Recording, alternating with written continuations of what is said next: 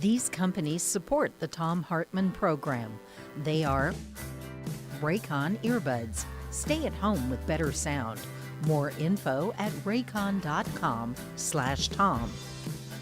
Omega XL, which according to clinical research helps joints. More info at omegaxl.com/Tom. CB Distillery, CBD for sleeping. More info at cbdistillery.com, code TOM. The Clean Phone Pro, phone sanitizer and charger. More info at thenewdealshop.com. Keeps Hair Loss Treatment. More info at keeps.com/Tom. And Plexiderm Wrinkle Reducer. Real science, real results. More info at plexiderm.com, code TOM.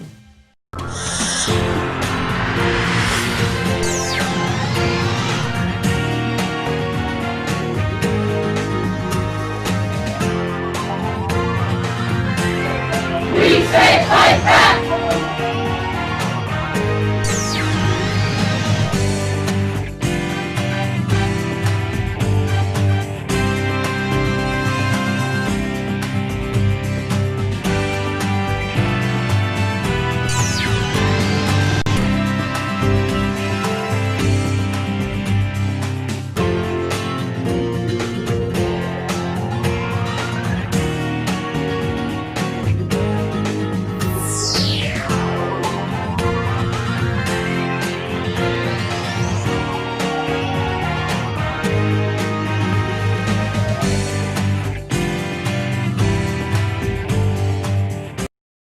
Thom Hartmann University Book Club today. We're reading from It's Even Worse Than You Think, What the Trump Administration is Doing to America by David K. Johnston.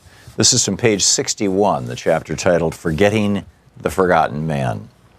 In 2010, the U.S. Department of Labor created a website to honor workers who died on the job. Quote, more than 4,500 workers, lose their lives on the job every year.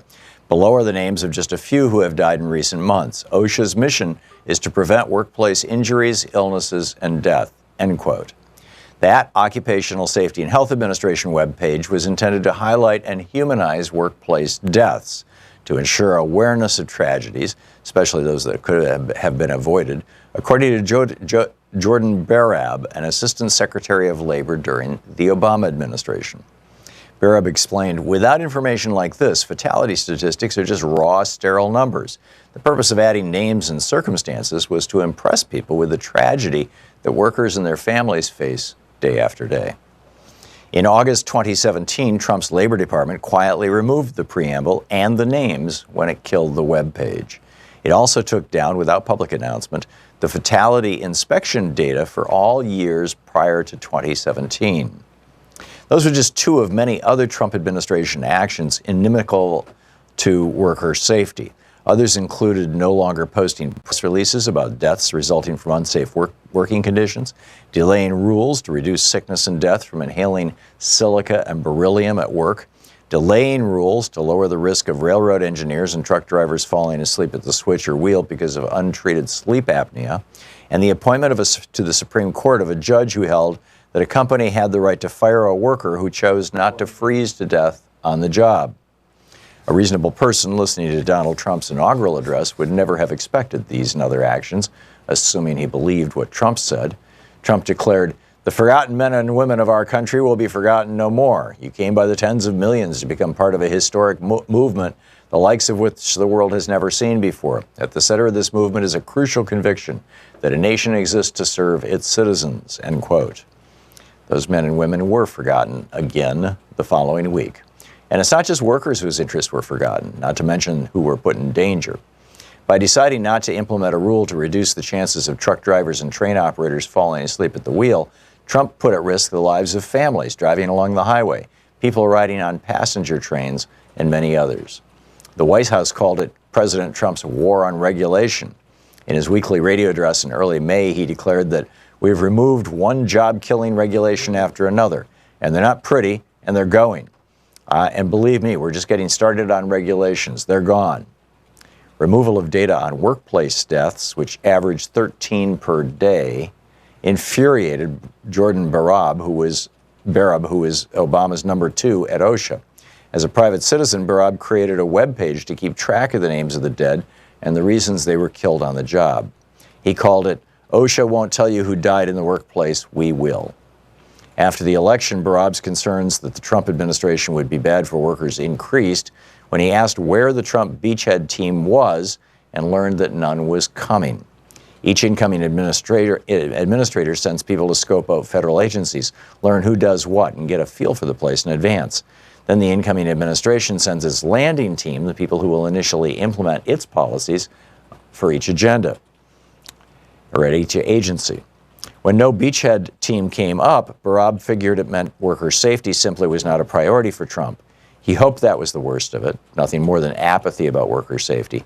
But when the landing team arrived, Barab realized trouble was coming for American workers, and it was not official apathy, but the start of assaults on workers' rights and safety. Barab said most of them had no idea they were going to labor and no interest in workers' issues either. What they did have was a mandate to delay, repeal, or weaken regulations that protected workers as part of Trump's plan to eliminate, quote, any regulation that is outdated, unnecessary, bad for workers, or contrary to the national interest, end quote. The first sign came when Trump nominated Judge Neil Gorsuch to the Supreme Court. Gorsuch was an acolyte of Antonin Scalia, whose seat he would be taking. Like Scalia, he said statutes should be literally read, and if that made no sense, well, that was a problem for Congress. Also like Scalia, he had a habit of consulting dictionaries, often following Scalia's practice of relying on the third, fourth, or even lesser definition of a word when it supported his jurisprudence. Trump's nomination alarmed unions. Jody Calamine, a communications worker of America lawyer, told Gorsuch's Senate confirmation hearing that Gorsuch, quote, is a threat to working people's health and safety, end quote. Calamine cited Gorsuch's dissent in the 2016 case to make this his point. That dissent, he said, reveals an anti-worker bias and features the judicial activism that will ultimately put workers' lives at risk, end quote. Those are unusually strong words about a Supreme Court nominee, but a review of the case shows Gorsuch has little regard for human life, at least when it comes to employers' power over their workers. He considers a rigid interpretation of the law more important. The case was about a law Congress passed giving workers the right to refuse dangerous tasks. Gorsuch said, no, you may not refuse. It's Even Worse Than You Think by David K. Johnston.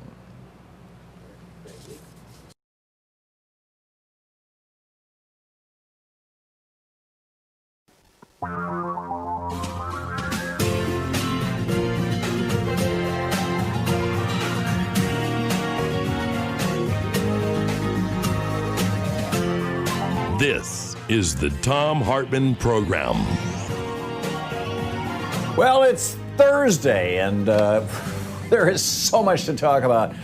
The mayor of Portland got tear gassed last night by federal police in his own city. This is insane. Professor Richard Wolff will be with us in our second hour. Oxfam America has called for a pandemic profiteers tax. We'll be discussing that and unemployment. Why is it we have 25 million people on unemployment? Our workforce is a little over 100 million people. I think it's 115 or thereabouts million people. So 25 million out of 100 million, isn't that 25% roughly? 23, 21? Why does Trump tell us that our unemployment rate is 11%? I don't get this. So we'll get into that in our second hour.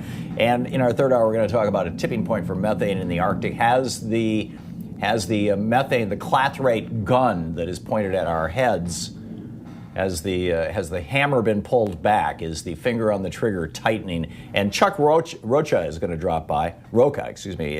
He's got a new book out about the whole Bernie campaign. Fascinating stuff. But I want to start out. The mayor of Portland last night was tear gassed by these. Well, we still don't know. I mean, apparently these are mostly people from Customs and Border Patrol. These are the people who gleefully pour out bottles of water in the desert that are left for people who might be dying as they're crossing a desert. Right? Those are the same people, right? Ted Wheeler, our mayor, last night he said this is urban warfare tactics. This is wrong. He said, I'm not going to lie. He said, it stings. It's hard to breathe. And I can tell you with 100% honesty, I saw nothing which provoked this. He was attacked. Last night, the mayor of our city was attacked by officers under the direction of the President of the United States. Meanwhile, and I'm going to tie these stories together. Meanwhile, in Texas,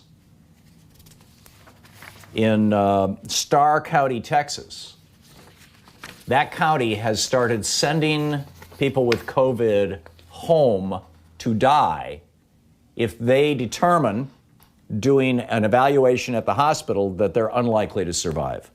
This, it's just very straightforward. They're saying they put together these panels.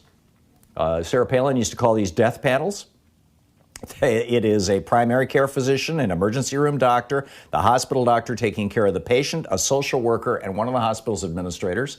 They review every single one of the COVID cases in the hospital, and the ones that they don't think have a good chance of surviving, they're sending them home to die. Just go home, put your affairs in order. I know you can't breathe, sorry. We're not going to stick a tube in your throat. We don't have the resources. Now, what's the common denominator between these two things? Well, increasingly, it appears to be men. If you look at the countries that are doing the worst in terms of COVID virus, the countries that are absolutely failing, here in the United States, for example, it took us from the end of January, from January 20th until 3 weeks ago, to hit 3 million cases. It took 3 weeks to add another million. We are exploding with virus right now in the United States. And frankly, I suspect this is just the beginning, because it still hasn't hit most of rural America. It's hitting the cities in red states. So the countries that are doing the worst are the United States, Donald Trump, Brazil, Jair Bolsonaro, Russia, Vladimir Putin, Spain, Pedro Sanchez, the UK, Boris Johnson, Italy, Sergio Mattarella, and France's Macron. Now, those are all men. The countries that are doing the very best with the coronavirus, Taiwan, Tsai Ing-wen is the prime minister. In Iceland, it's Gianni Johansson. In Finland, it's Sauli Niinisto. In Norway, it's Erna Solberg. My apologies if I'm mangling these names. In Denmark, Mette Frederiksen. New Zealand, Jacinda Ardern. And of course, in Germany, Angela Merkel. So the countries that are doing the best, those 7 countries that I just named, are all run by women. The countries that are doing the worst are all run by men. The Iroquois Confederacy, I mean, you talk about how things shake out through natural selection, Darwinian processes. You know, over time, if you give a human society enough hundreds or thousands of years, they will figure out how to live, how to make things work. And as has been documented by numerous people, probably the very best is Peter Farb's book, Man's Rise to Civilization and the Native American. The history of first contact with, I believe it was 34 different Native American tribes. It's an absolutely mind-boggling book. It became the basis of a good chunk of Dan Quinn's book, Ishmael. But when you read that book, you get that many Native American societies had done what the Iroquois had done. The Iroquois are most famous for it because Ben Franklin wrote about it, Thomas Jefferson wrote about it. It was well known to the founders. John Adams' wife knew about it. Was that in 4 of the 5 Iroquois Confederacy nations, men were not allowed to run for public office, essentially. They had things to do, they could lead hunting parties and, they could do all kinds of stuff. But in terms of governing, it was women. The guys who were the runners, the sachems, those were men, but the people who actually made the decisions were women. Is it time to bar men from politics? Now, realize there are some people out there whose heads are exploding. Some of you may be saying, but Tom, you're a good guy. I would vote for you.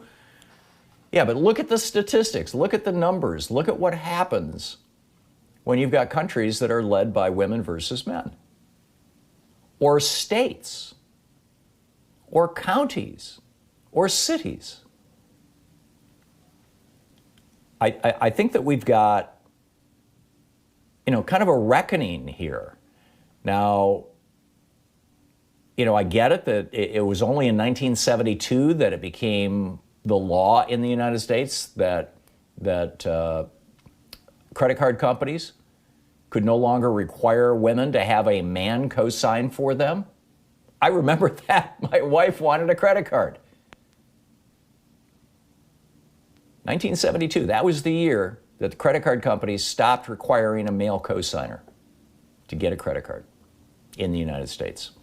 Somewhere in the 70s, I don't recall exactly what year it was, the newspapers by and large stopped having segregated men wanted and women wanted help wanted sections. But, I was talking about Darwinian selection. Over time, the Iroquois figured out what worked. I mean, the Iroquois and their forebears have been on this continent for at least 10,000 years, and there are some suggestions it could be as high as 20 or 30,000 years. And through trial and error, they figured it out. This is like just so... We are being poisoned by testosterone. You've got, Bill Barr and Donald Trump and Mike Pence. Mike Pence saying, we need to control women's bodies, us men. You got Donald Trump saying, we gotta go to war, we gotta fight, we gotta kill. You've got Bill Barr, leading the fascist brigades. You've got man after man after man being put on the federal courts. Now, I get it. There are some women politicians out there who have not been the best. Margaret Thatcher comes to mind. But they're not the rule. They're the exception that proves the rule. I don't think this is anything that's going to happen anytime soon. But has the time come? Is it time to say, okay, guys, you've had your time, you've had your chance? We'll be right back. This is the Thom Hartmann Program. We'll be back with more of the news of the day, and boy, is there a pile of it, and your calls after this.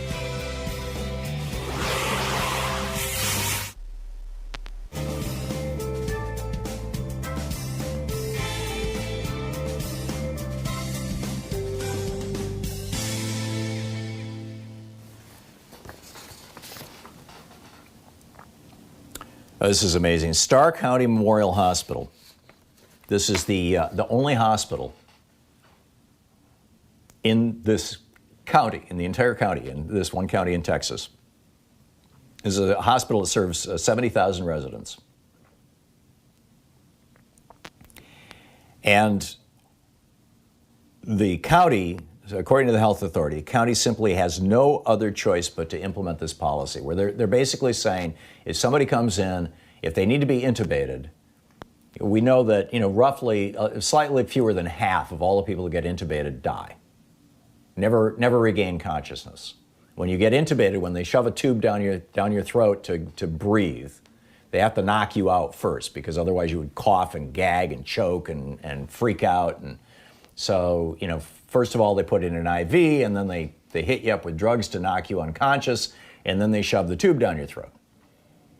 And what they're saying is, half these people are going to die anyway. So why are we doing this? Because we don't have the resources. I mean, they're going to intubate anybody that they think has a chance of surviving.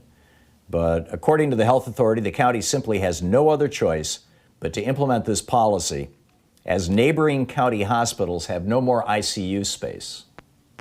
And this county has only one hospital, and it is completely maxed out. There's no more room in the inn at this hospital. And so they're putting together committees to determine, what's going to happen. Who's going to get sent home to die and who gets to stay there. This is just mind-boggling. By the way, Bernie Sanders. Well, let me pick up some phone calls here, rather than just going off on a rant. Philip in Sacramento. Hey, Philip, what's on your mind today? Thanks for watching us on YouTube. Hey, Tom. Good to talk to you today. I slightly disagree with your assessment about the gender difference in governing. I don't think it's necessarily male versus female as it's left-wing versus right-wing. And what I mean by that is I feel like right-wingers in general, and excuse me if this sounds a little harsh, they just don't give a flip about their constituents. Whereas left-wingers do actually care more about their constituents. So you look at Kristi Noem in South Dakota. South Dakota is going to have an outbreak in COVID at any point now because she's completely ignoring it, completely just going down the Trump path, just like Kemp in Georgia, just going down the Trump path, and they just don't care about their constituents. So I think that's more what it is versus the different genders. But the women like Kristi Noem are who you're talking about aren't just conservatives. They're also essentially male supremacists. They're saying that women shouldn't have the right to make decisions about birth control and about abortion. I mean, it seems to me like they not only are they the exception that, in my opinion, proves the rule, but they are also the ones who are betraying essentially their own gender in order to get political power or wealth. Yeah. I don't see anyhow. Philip, thank you for the call. It's a good point. It's an interesting, it's a good point. We'll be back. Stick around. It's the Thom Hartmann Program, Talk Media for the rest of us. And we got a whole lot of other topics to dig into too today. So stick around. We'll be right back.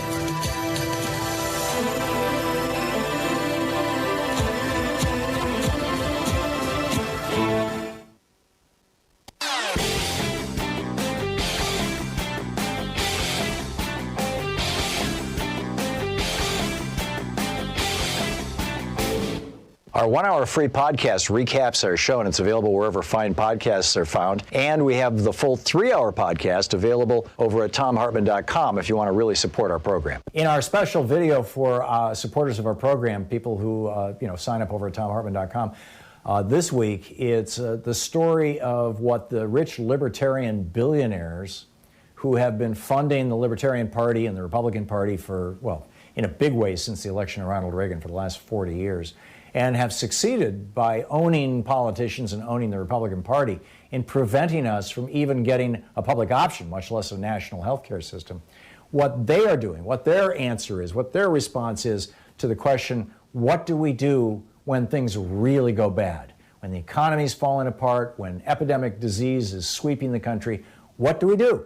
Well, it turns out they've got an answer. It's just not an answer for all the rest of us. They're getting in their private jets and heading off to their private little bunkers. Seriously, that's what they're up to. So I lay out the whole story, complete with details and names, over at thomhartmann.com. Check it out. Thanks so much.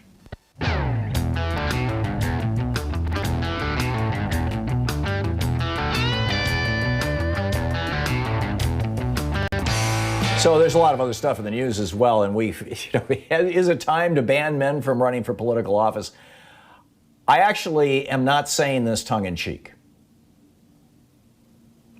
Maybe just for a 20-year period or something, but then are we going to have it like FDR banned the capitalists basically from running the country, and then in the 1970s they started creeping back in, and then Reagan opened the door, and pretty soon the capitalists are running our government again, and it's just gone to hell over the last 40 years as a result of the Supreme Court and the Reagan administration basically allowing giant corporations and billionaires, virtually all of them men, to run this country.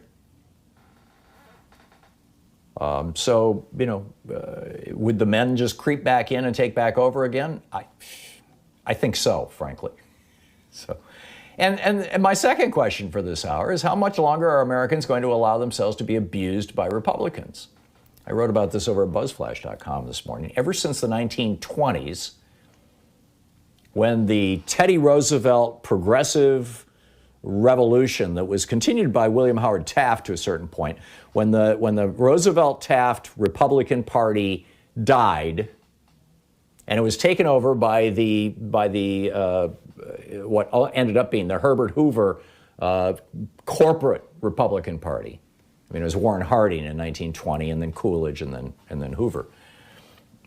So you had these three Republican presidents from 1920 to 1932, and they brought us the Great Depression. But ever since the 1920s, when big business took over the Republican Party, which led, as I said, right to the Great Depression, Republicans have fought to give taxpayer dollars to billionaires and giant corporations while actively trying to screw working people and the poor, to destroy unions, to cut back on benefits to people who are in poverty, to defund our public schools. You know, both Bush and Trump, George W. Bush and Donald Trump, both lost the national vote. They only got into the White House because of the Electoral College loophole. The majority of America, and let's start calling it that, the majority of Americans have not elected a Republican for president since 1988. And even in 1988, when the majority of Americans elected George Herbert Walker Bush, they did so because he was running racist ads, the Willie Horton ad, and he succeeded in scaring the hell out of white people in the suburbs, which is exactly what Donald Trump is trying to do right now. But we have not, as a nation, the majority of Americans have not voted for a Republican for president in 1988. What is that? 32 years ago. In 32 years, because the majority of Americans know what the Republican Party is all about. And now the Republican war on average Americans has gotten worse. I mean, the Republicans right now, this is the news of today. The Republican caucus, the Republicans in the House, and the Republicans in the Senate, but specifically in the Senate right now, they're nearly coming to blows. They're having fights. They're having arguments. In the House, they're all yelling at Liz Cheney. I mean, they're having these knockdown dragouts about whether the $600 a month unemployment benefit that 25 million Americans are getting right now should be cut to $400, to $100, or to zero. Think about that. Let that sink in for a moment. Meanwhile, of course, they want hundreds of billions of dollars in additional subsidies, tax breaks, and outright gifts and grants to America's largest corporations, to hedge funds, to banksters, and even to individual billionaires. They're in there in the Republican proposals. To hell with the working people, the unemployed people. We want to give more money to billionaires. They fund our campaigns, don't you know? I mean, it's just insane. Instead of helping unemployed workers and the poor, the Republican Party wants to send federal secret police into our cities to tear gas our mayors and our citizens and to shoot at journalists and petitioners. People petitioning their government peacefully for redress of grievance. This country right now is at a crossroads. And we have to decide, and this election in November is going to be part of this referendum on this, but also what's happening in the streets, what's happening on social media, what's happening in neighborhoods, what's happening in workplaces, all of this. Are we going to continue being a country run by men and Republicans based on white supremacy, greed, and fear? Or are we going to embrace, the values of equality and respect and support for people in need?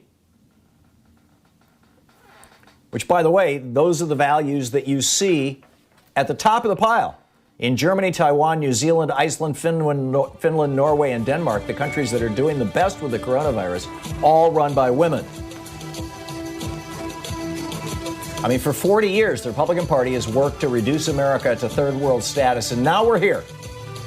And what are they doing? They're purging voters from the rolls. They're making it hard or even impossible to safely vote, all in a desperate attempt to hang on to power. It'll only work if we let them get away with it. You're listening to the Thom Hartmann Program. Call 202-808-9925. Back with your calls right after the break. Stick around.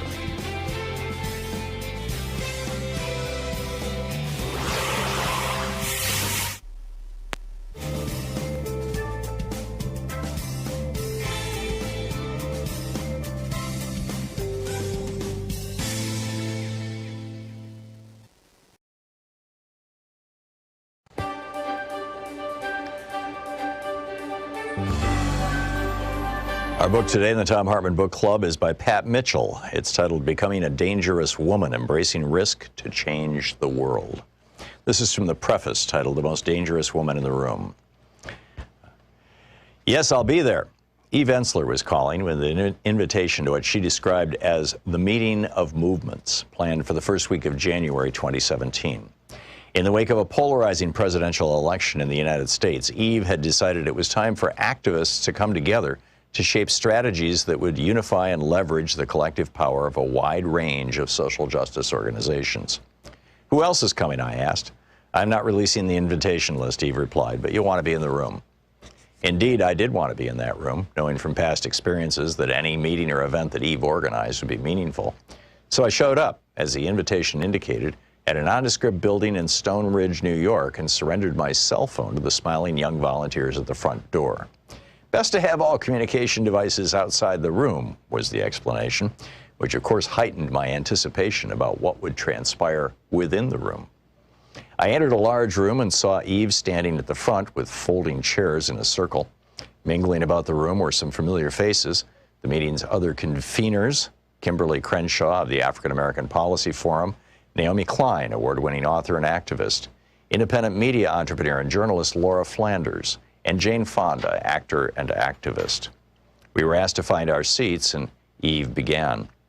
We are living in dangerous times, was her opening line, and such times call for new levels of activism from all the communities represented in this room. Let's begin by identifying who's in the room. One by one, the introductions began. I'm one of the founders of the Women's March. I'm the executive director of 350.org. I run Project South. With each introduction, the level of leadership and activists' credentials became more impressive and, for me, more intimidating. I could feel my anxiety building. How was I going to identify myself? I have no title and was no longer running an organization, having left my CEO position at the Paley Center for Media the previous spring. I could say that I was the CEO of Pat Mitchell Media with its grand total of 2 employees, including myself, but that felt wholly inadequate to explain why I belonged in that room. I mentally rehearsed some other options. I could say I was a lifetime advocate for women, true enough if a little vague.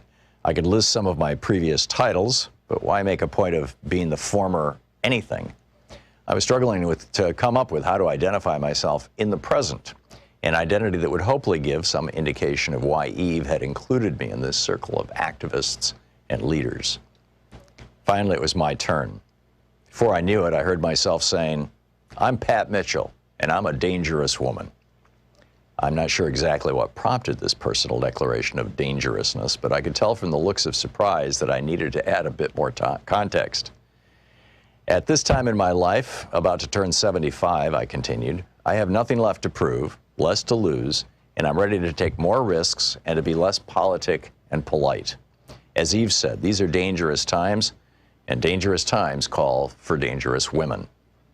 That got a big sisterly yes from Eve and others in the circle, including Jane Fonda, who was sitting across from me and stood up declaring, well, I'm older than my friend Pat, so that makes me even more dangerous. Laughter erupted, of course, and I could sense that others were contemplating exactly what becoming more dangerous to meet the challenges of dangerous times would mean for each of us and for the work we had convened to consider. Certainly, Jane Fonda's life of activism is a textbook case for being bold and brave. During our many years of friendship, I've witnessed her willingness to take risks for a good cause, to speak out and show up, even when it meant personal peril or sacrifice. At 81, she is still on the front lines, campaigning for domestic and restaurant workers' rights, standing with the American Indian communities, protesting natural resource exploitation at Standing Rock, and busier as an actor than ever. In her book, Prime Time, Jane advanced the idea that older women have the potential to become the most powerful population on the planet. She's a great example of how we embrace that potential at every age. My personal potential for becoming dangerous is perhaps more directly linked to my friendship with Eve Ensler. From our first conversation in war-torn Sarajevo in 1998, I've been deeply inspired by her courage and her commitment to do whatever is necessary to end violence against women everywhere. Taking risks comes easier to Eve than to many. Writing and performing the Vagina Monologues, making it the centerpiece of a global movement, V-Day, to end gender-based violence, is a transformative approach to activism that I feel privileged to have experienced. Yes, I was an activist and woman's advocate before I met Eve, but through my relationship with her and as a board member of the V-Day movement, I've met activists facing dangers every day to create change in some of the most difficult places on earth to be a woman. But until that day, I had not felt dangerous myself. Declaring myself a dangerous woman still feels a bit, well, dangerous. And I readily admit to some second thoughts about declaring it even more widely and boldly as the title of this book. But every day since that convening, I'm discovering more about what being dangerous means in my life and why I believe that it's time for us, women and the men who stand with us, at whatever age or place in life's journey, to embrace risks and engage with renewed passion and collective purpose in making the world a safer place for women and girls. Pat Mitchell, Becoming a Dangerous Woman.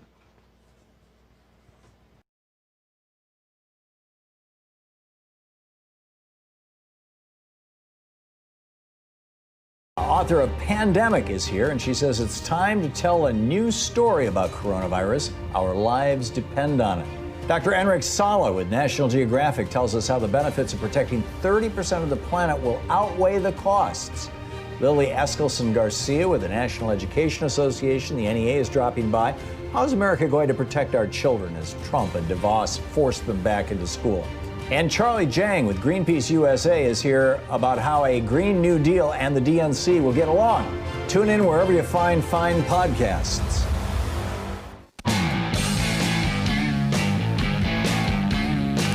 Welcome back. Thom Hartmann here with you. A federal judge just ruled an hour or so ago that Donald Trump sent Michael Cohen back to prison purely as punishment, essentially, for threatening or intimidation, for threatening to write a book or publish a book critical of the Trump administration. They have until Friday to work all this out. But on Friday, Michael Cohen has to be released unless the Trump administration can come up with some other song and dance. We'll see how that plays out. And, and increasingly all across America, you've got Republicans who are, as Nancy Shively, she's a special ed teacher and lifelong Republican in Oklahoma. She wrote a column for USA Today today. She said, when the pandemic hit, the incompetence of the man for whom I had voted, that would be Donald Trump, and the complicity of everyone around him forced me to admit that I was no longer able to maintain any kind of self-respect as a Republican. So even though I had voted Republican in every presidential election since 1976, I changed my voter registration to independent, and I will be voting for Joe Biden in November. Nevertheless, she added, I am still haunted because deep down, keep in mind, this is a teacher. Deep down, I fear that with that vote for Donald Trump, I may have signed my own death warrant. This is how our teachers, by the way, a population predominantly female, are viewing, what's being done by the population predominantly male of politicians in our country. It's amazing. Denise in Petersburg, Alaska. Hey, Denise, what's on your mind today? Hello.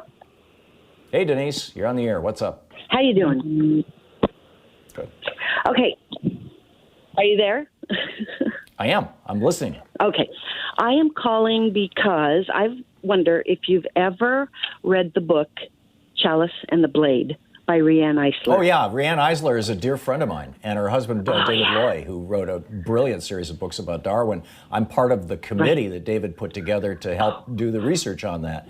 And Riane Eisler's been on this program a number of times. I mean, really? I've had dinner with them in their home.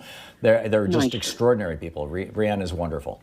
Yes, I'm very familiar with the book. Was, even when I talk about it to this day, I read it, of course, years and years ago, but when I talk about it, it gives me goosebumps. It's just, along the lines of women being in power. That struck me right away at the beginning of all this, that all the women of the countries that were doing well and fighting it, it's just so, and your point about, okay, so will men slide back in? Well, of course, that's what they did, and that's why we're in the mess we're in.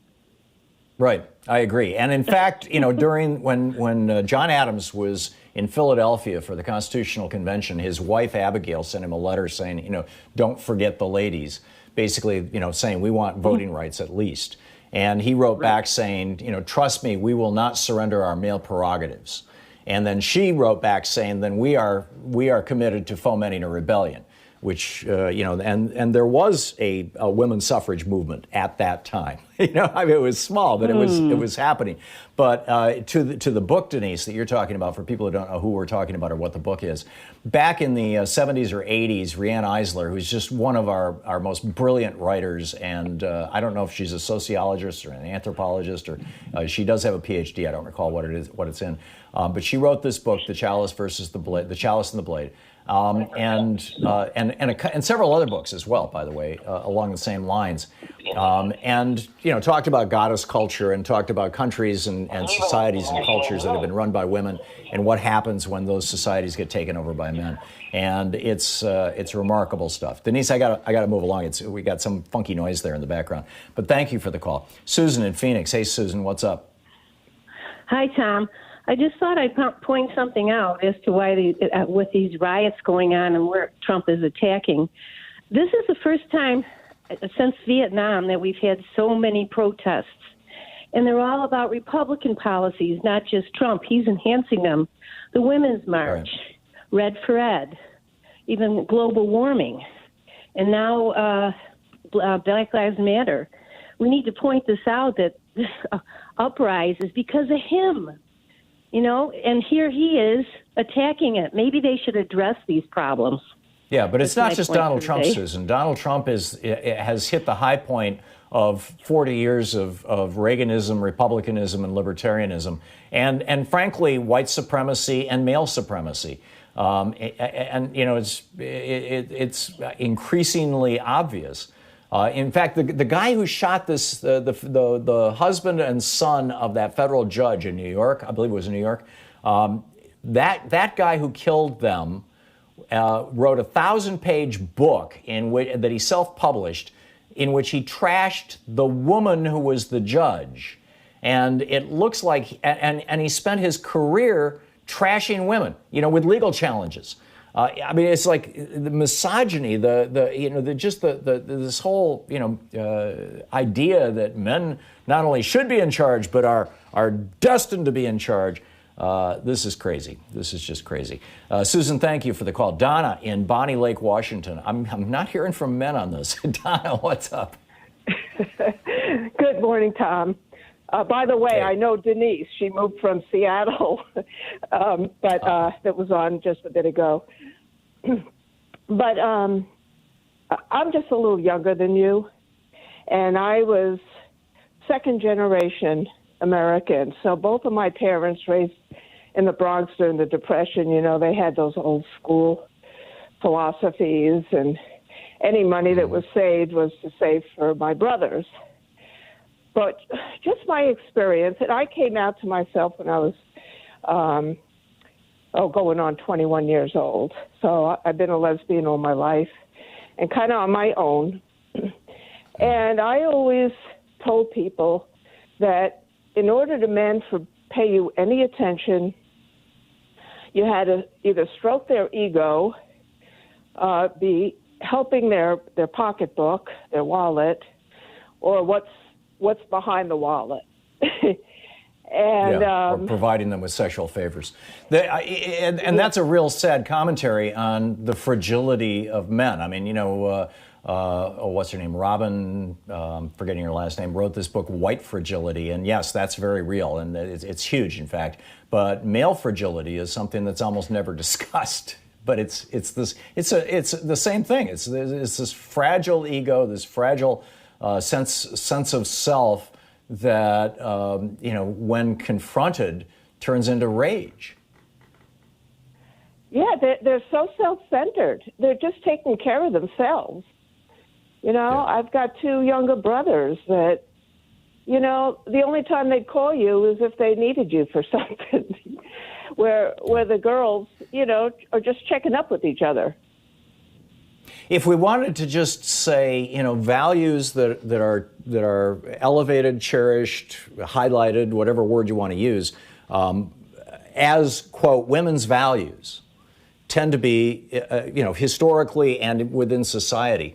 And by the way, you see these in other species. We've got a bunch of geese and ducks on our backyard, and it's like, I'm seeing this in geese and ducks.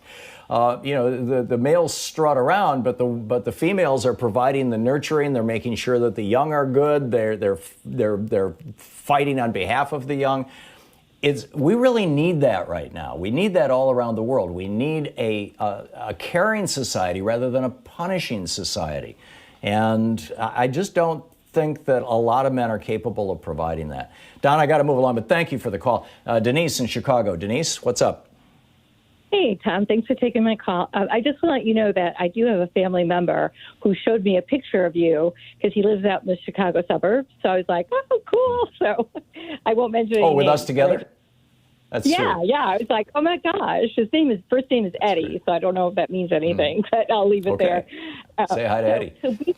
I will. I did. I said, hey, I talk to Tom every 6 months and listen to him every day. So thank you. So everything you're saying today is just so connected, from the geese, because seeing that happen, to what your prelude was about men, and then getting into some of the Nazi stuff and that horrific stuff. But I guess my comment is just based on what a man said to me. And when you were talking about these things, this came to mind.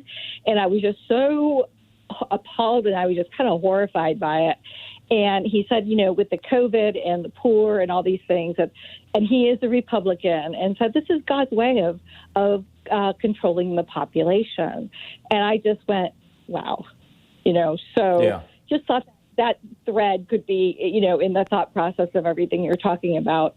That was real, and he was very serious. And I just got a really sick, the difference between men and women.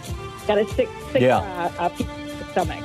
Thank you. Yeah, and anytime anybody precedes a sentence with "this is God's way," speaking with certainty, with their own certainty, you know that you've got a problem. Yeah. Denise, thank you for the call. We'll be back. I see a couple of men have, at least one man is on the board who wants to weigh in on the topic. Is it time to ban men from politics? You're listening to Thom Hartmann. Visit ThomHartmann.com for audio and video archives.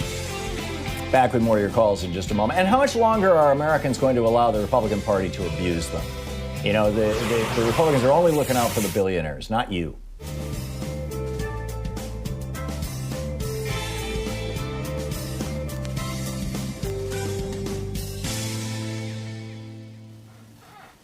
And welcome back.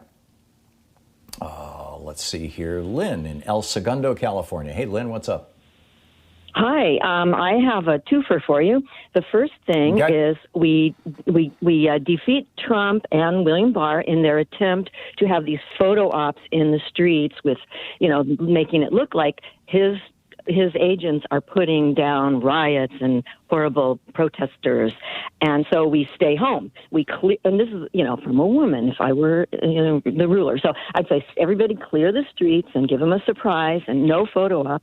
And while we're home, we're writing postcards, we're making phone calls, we're donating money to some very progressive women candidates who want to defeat some either blue dog Democrat men or some Republican men. For example, two senators we could help win is Jeff Scarane in Delaware to take out Chris Coons, and their primary is September 15th.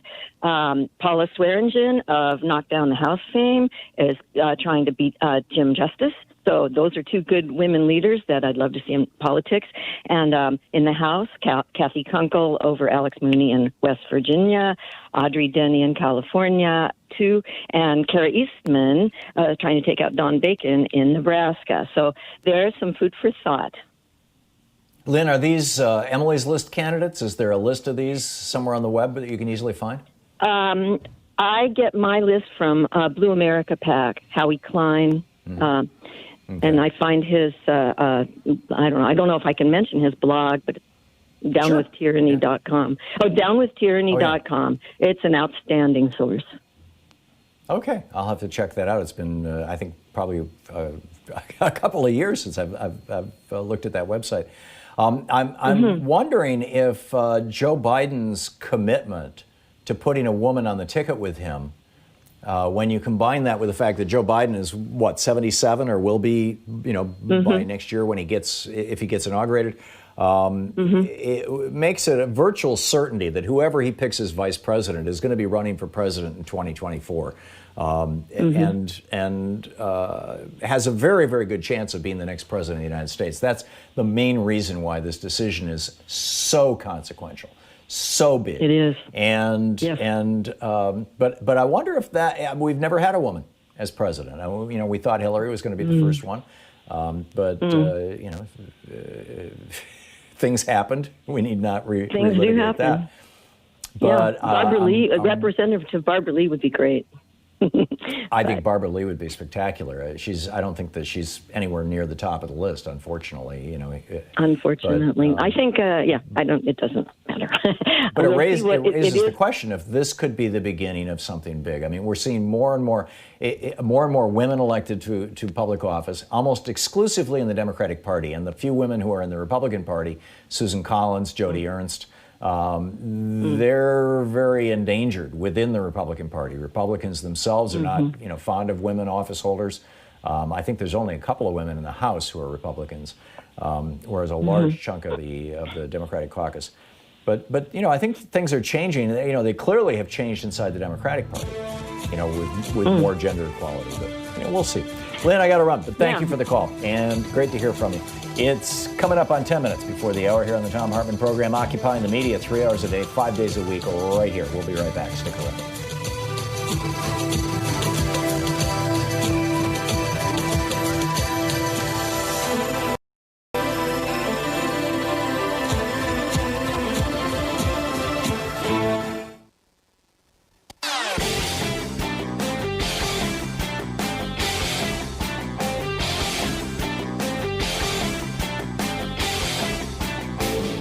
Hey, we're putting together a series of American history books. It started with the hidden history of guns and the Second Amendment. Then we had the hidden history of the Supreme Court, the betrayal of America. Then the hidden history of the Republican war on voting. Coming out soon is the hidden history of monopolies, how big business destroyed the American dream.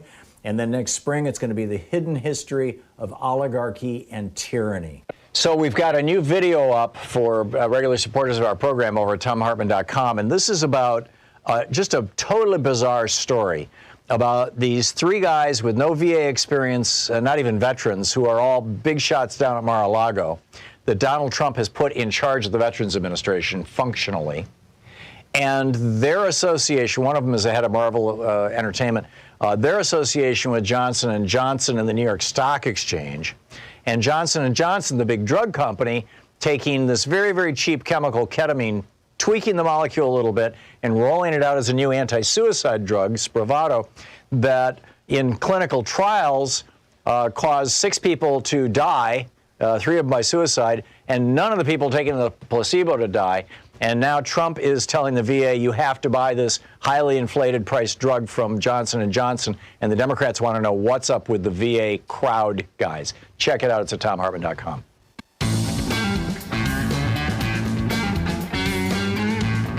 Welcome back. Let's hear from the men on this. Richard in Pasadena, California. Hey, Richard. Thanks for listening to KPFK. What's up? Oh, sure. Thank you for taking my call.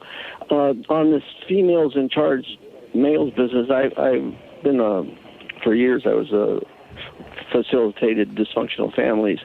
And it's clear to me that males are essentially crybabies and females are the source of power anywhere and everywhere.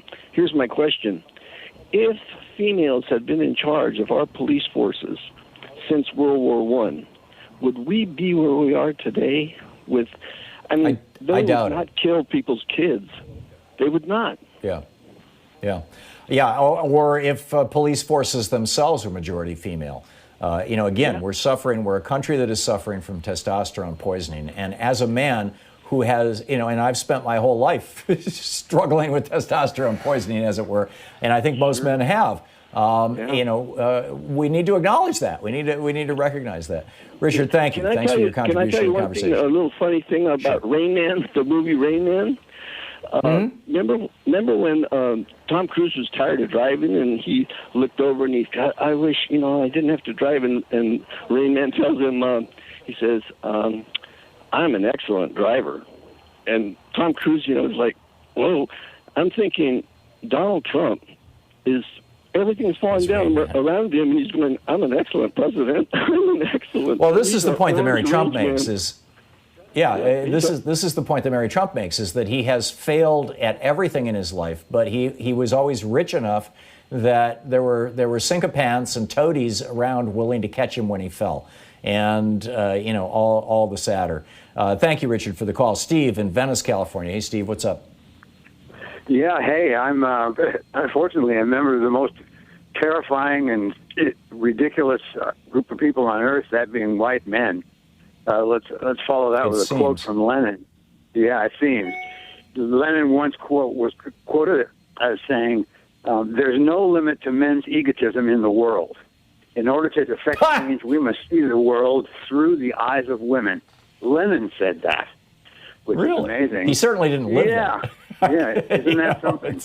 And the other thing I would say that in one way, the horror of Donald Trump, he's the perfect president for a society of the spectacle, which is what we have. All men should be required. They should be sat down and be required to read The Society of the Spectacle by Guy Debord. Yeah, that book still rings true. It's amazing. And the last point I wanted to make was John Markale, the mythographer and historian writer. He points the finger at the original takeover of mythology by men. Remember when they, it was a matriarchal society and all this was going along okay. Suddenly, men found out their actual part in reproduction. They figured it out and absolutely took advantage of it. You start to see the rise, if you'll pardon the pun, of Priapol-based societies. Obelisks start being real popular. Let's build an obelisk. Right. And who writes brilliantly about this is Leonard Schlain. I knew Leonard Schlain. He was a remarkable man. He was a brain surgeon. And he wrote a book about Zen and art, but he also wrote this book called The Goddess versus the Alphabet. And he documented, and by the way, there's a TED Talk by him, or a speech. No, it's not a TED Talk. It's just a speech. You can find it easily on YouTube just by Googling Leonard Schlain, or by going to YouTube and plugging it into their search engine. Leonard Schlain, S-C-H-L-A-I-N, I think is how he spells it. And Goddess versus the Alphabet. And it'll pop right up. And it's about an hour-long talk, and it's mind-boggling. It's jaw-dropping. And he documents how right up until the 1500s, the majority of Christianity was devoted not to Jesus. In fact, Jesus was very rarely mentioned. It was devoted to Mary. Mary worship was all over the place. And the churches were dedicated to Mary, Santa Maria, Saint Mary. Everything was about Mary. And then in the 1500s, or in the 15th century, maybe the 1400s, no, it was the 16th century, in the 1500s, the men took over. And in 2 generations, they went from women being venerated, women being in charge, women being, in many places, and women being the center of religious adoration, to women being burned at the stake, literally as witches. The witch hunts began. And just, and they have never stopped. It's just amazing. Steve, I got to move along, but thank you for the call. Vince in San Jose, we got a half a minute. Vince, what's up? Hi, Tom. I am in absolute agreement that women should just flat out take over. I was raised by a strong single mom. My brother and I were raised in the 1960s and 70s, and I just wish I'd paid more attention to her as I grew into adulthood. My father, bless his heart, they divorced in 73, but he was terrible with money. He was terrible with foresight, and my mom now worth quite a bit of money, quite a bit more than my father ever was.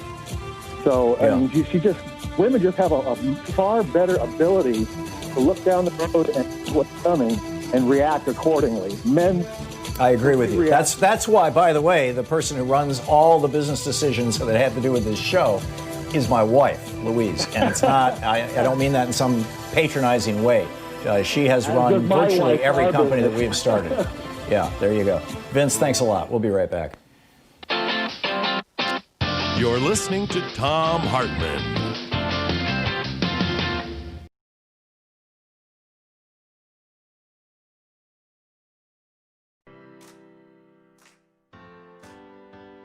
These companies support the Thom Hartmann Program.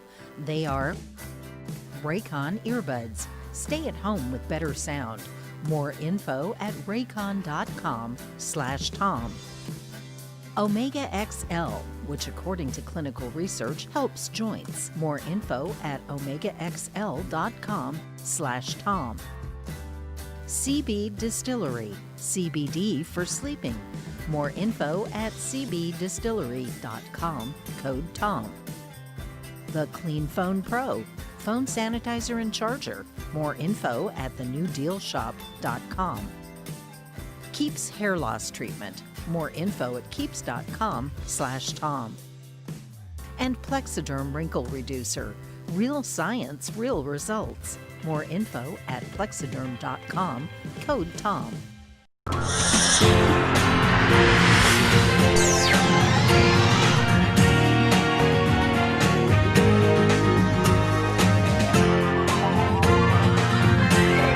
We say fight back!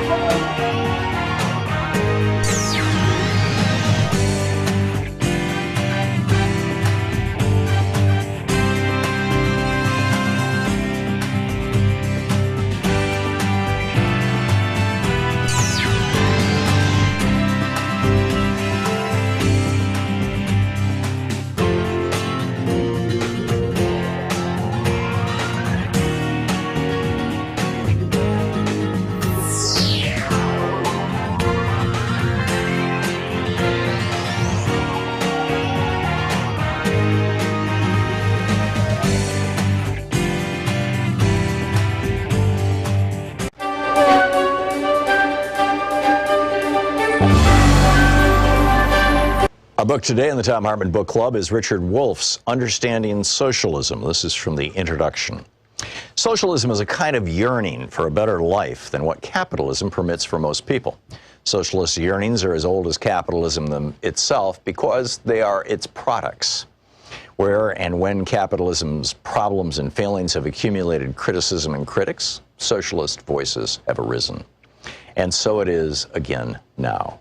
Any serious discussion of socialism must begin by acknowledging socialism's rich diversity. Whatever particular aspect of socialism we choose to analyze, they need to be located within socialism's complexity. That avoids presenting one's own interpretation as if it were the entirety of socialism.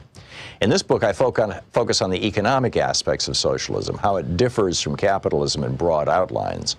I'm more interested in socialist critiques of capitalism and their implications about socialist alternatives than in the particulars of the few early experiments in erecting socialist systems, USSR, People's Republic of China, and so on, that history so far offers. Finally, my own education and work constrain me to concentrate on Western Europe and North America. Some important aspects of socialism are thus not covered or discussed here. Yearnings for better lives, such as socialism proposes, are not new. In slave societies, the slaves hoped and dreamed of lives less hard and less out of their own control. Their yearning aimed to obtain freedom.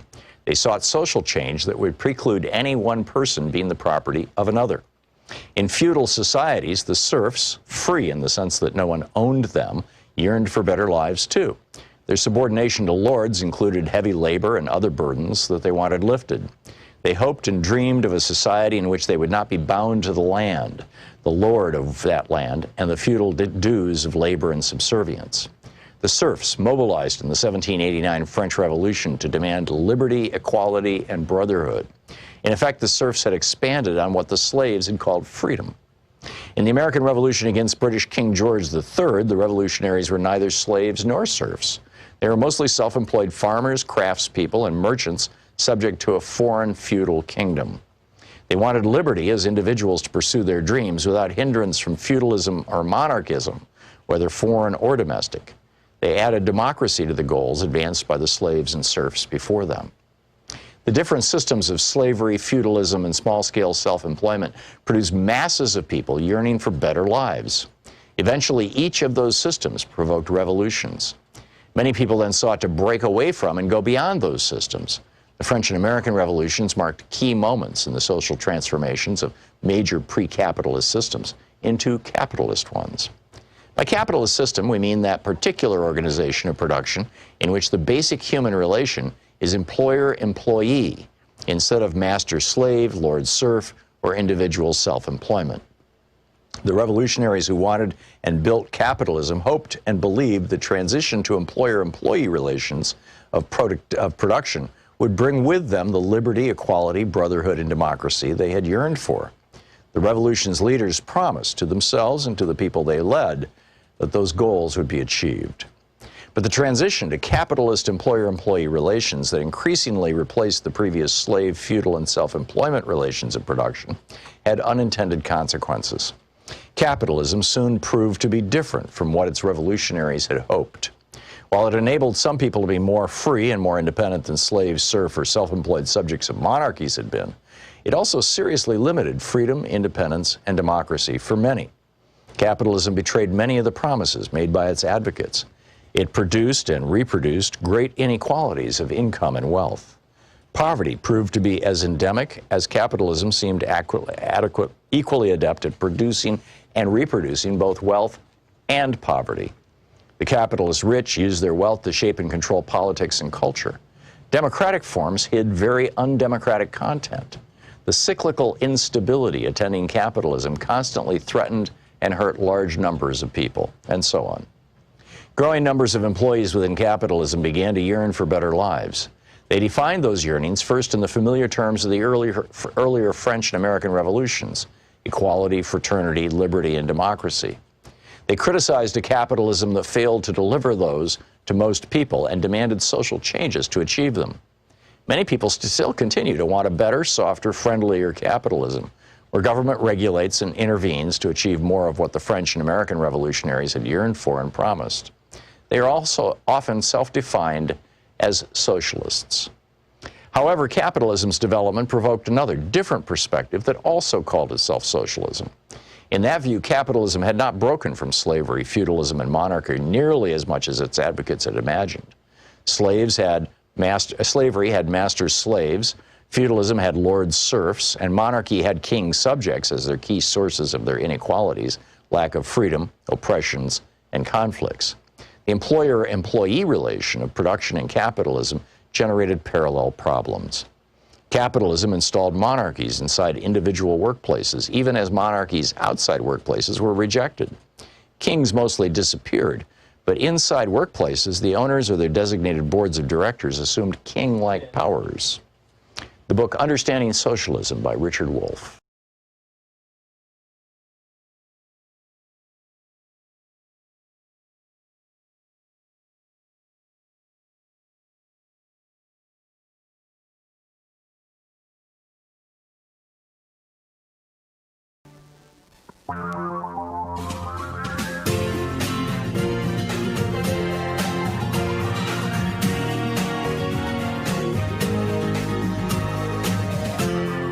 This is the Thom Hartmann Program.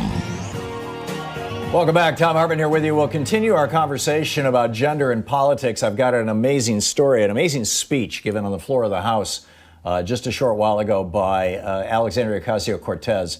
We'll get into that in a few minutes, but Professor Richard Wolff is with us right now, the economist, the co-founder of Democracy at Work.info, the author of numerous books. His most recent, Understanding Socialism, Democracy at Work.info, and rdwolff with 2fs.com are his websites, and Prof. Wolff is his Twitter handle, as in Professor Wolff. Professor Wolff, welcome back. I've got a couple of questions for you. Let me start with Oxfam America has just come out and called for a tax on pandemic profiteers. There's a whole bunch of corporations that are making more money than before. And, this kind of shades of, was it Nixon or Carter who had the windfall profits tax on oil producers back during the Arab oil embargo? Yeah, this is an old idea. It's gone by the name of windfall profits, excess profits, a variety of terms. We've done that in the United States, World War I and II and so forth, so there's precedent for it.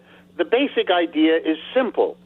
If the nation faces a catastrophic emergency, like a war, let alone a world war, or you might say like a pandemic happening together with an economic crash like we're going through now, that ought to be a good enough reason to say to businesses, we will not bother you about the profits you've been earning, But if during a time of national catastrophe where we need resources to deal with overcoming the problem and the crisis, any extra profit you make should be taxed away and used by the government to fight the pandemic, to fight the unemployment, to fight the war, whatever the crisis was.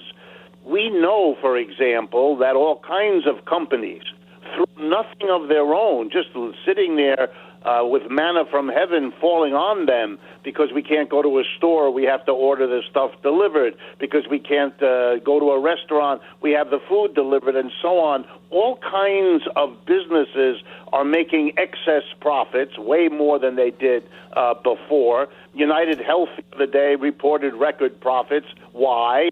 Because people are so strapped for money that they can't afford to see the doctor or the hospital or the clinic because the deductible or the copay is simply more than they want now to risk, or they're afraid of catching COVID at any of these institutions.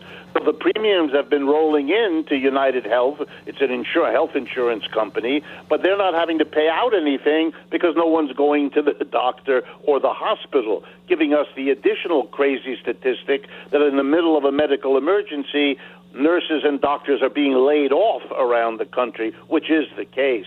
So in any case, for all of these reasons, it has been thought reasonable, fair, and prudent to take whatever increase in profits companies make because of and on top of a national crisis and use them to fight and end that crisis for everybody's sake, rather than to allow the profits of people already making good money to become even larger while we have millions of people unemployed, etc. Yeah, if I'm remembering my history right, Franklin Roosevelt gave a speech as we were, heading into World War II, essentially saying that I will not allow one person to become a millionaire as a result of our current emergency, the World War II. And he created a congressional commission in the Senate to investigate war profiteering. And the guy who was in charge of that was Harry Truman. Am I remembering that correctly? And then Truman became his VP the next time around? This was when Henry Wallace was his VP? Right. What I remember, and my history isn't any better than yours, I don't remember whether that was Truman or not, but I do remember, and I can certainly corroborate your memory about what Roosevelt did. Let me tell you what he did, because it'll drive the point home in another kind of way.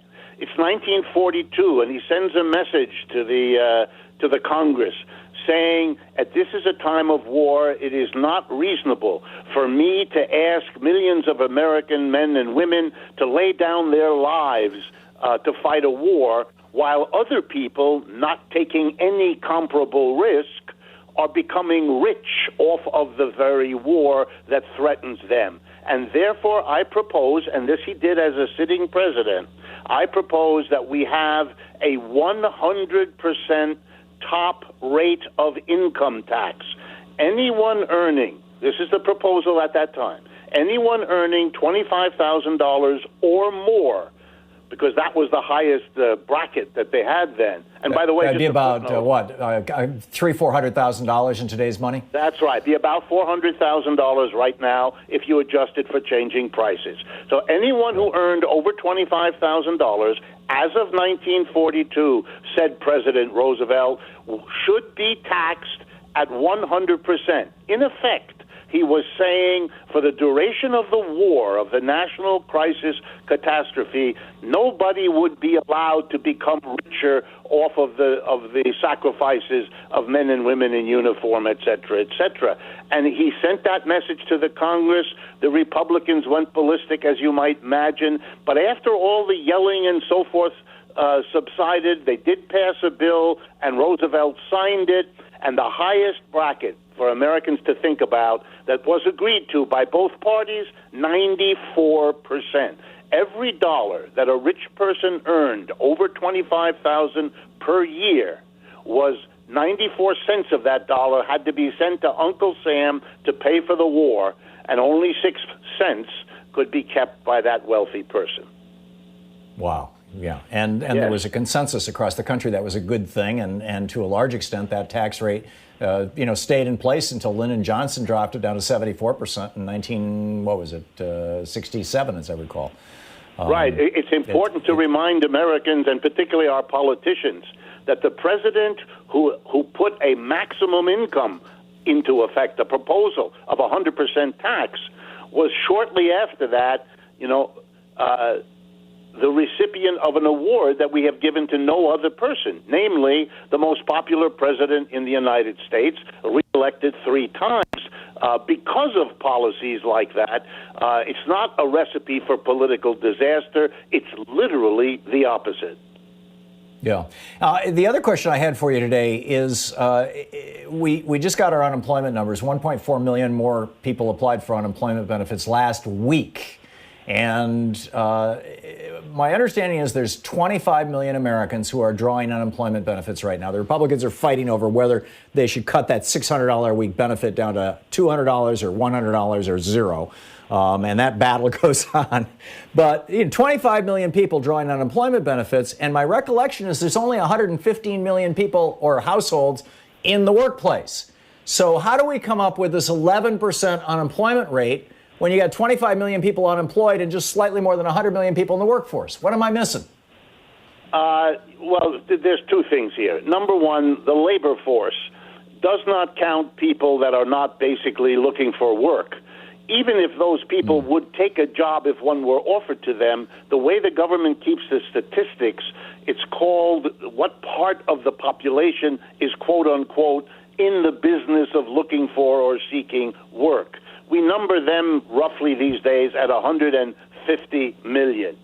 Then they count those that are actively looking for work as the unemployed versus those who have a job as the employed. They, however, also count people who are temporarily not looking. Those are those are in the labor force, but out of the unemployed. In other words, you play around with the numbers. Mr. Trump uses the lowest one. Most economists use a much higher one, and he's counting on people not being aware of what the counting issues are. Brilliant. Professor Richard Wolff, thanks so much for dropping by today. Great talking to you. My pleasure, Tom. Thank you. We'll be right back with more of the news of the day and your calls right after this. This is the Thom Hartmann Program. 15 minutes past the hour. The countries that are doing best on the coronavirus, as far as I can tell, are all run by women. What's up with that?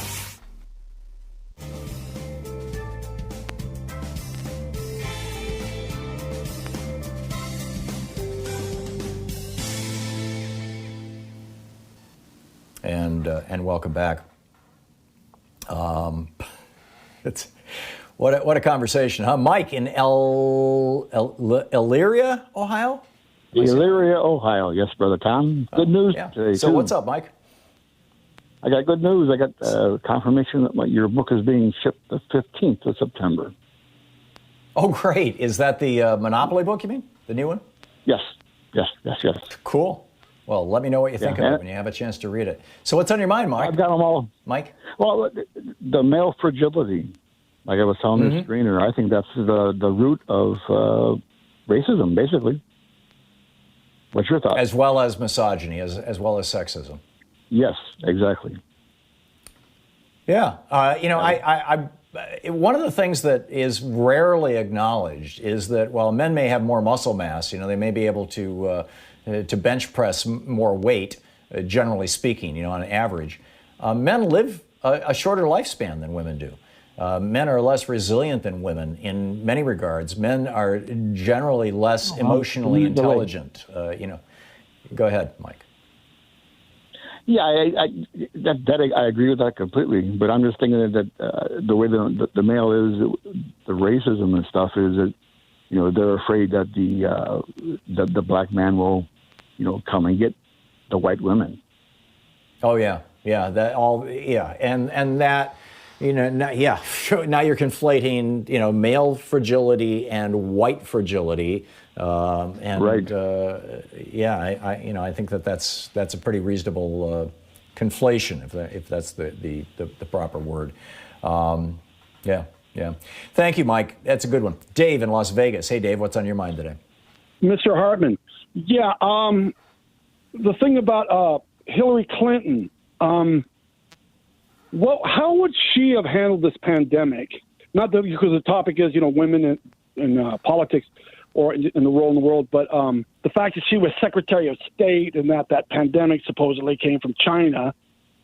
It's probably hypothetical, but I would just seem to me like it would have been a lot better. Well, I think that it's very straightforward. Donald Trump and men in general, but Donald Trump specifically, goes to ego first. I, me, my. I mean, that's his whole. That's 80% of his vocabulary. Hillary Clinton, and I think probably even most Democratic men, would have instead listened to the experts, and that's clearly what the women who run, Germany and Taiwan and New Zealand and Iceland and Finland and Norway and Denmark, the countries that are doing the best in the world, every single one of them is run by a woman. They all listened to the scientists. In Sweden, they decided to listen to an economist. Big mistake, a male economist. But, so I think, had Hillary Clinton become president, and frankly, I think the Democrats should have fought, what in my mind was election fraud in that election, and they should have just taken it to the mattress, as Donald Trump will no doubt do in November of this year, after it's announced that he has lost the election. But had she become president, I think we would have had a much more rational and thus much more successful response to the coronavirus. Dave, thanks for the call. We'll be right back. It's coming up on 20 minutes past the hour. Alexandria Ocasio-Cortez, excuse me, just really, really made my point. We'll be right back.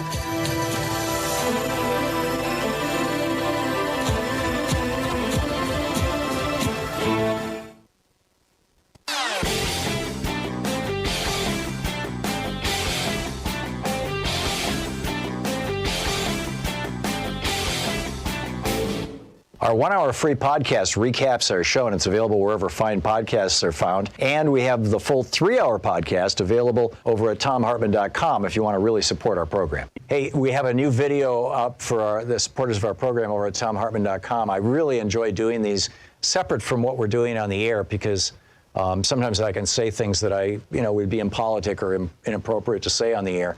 Like the name of the website that I'm talking about in this video, and I lay it out and share it with you on the video.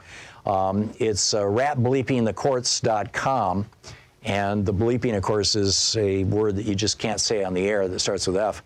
And this website is just outing these judges that Donald Trump and the Federalist Society have been sending through Mitch McConnell's Senate like a friggin' assembly line, and how unqualified they are, how hateful they are, how aggressively they've worked to screw students, to deny. Well, one of them actually said that women who are on birth control pills, that should be reason to fire people. Right? I mean, it's just insane. You can check it out over at thomhartmann.com.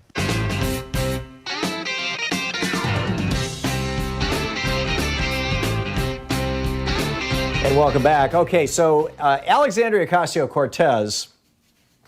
This story is fairly widely known, I think, and you probably heard it, but just to recap very quickly, she was walking up the steps of the Capitol building 2 days ago, and Ted Yoho, who is a Republican congressman from Florida, made some remarks at her, to her, and which she will characterize herself in just a moment.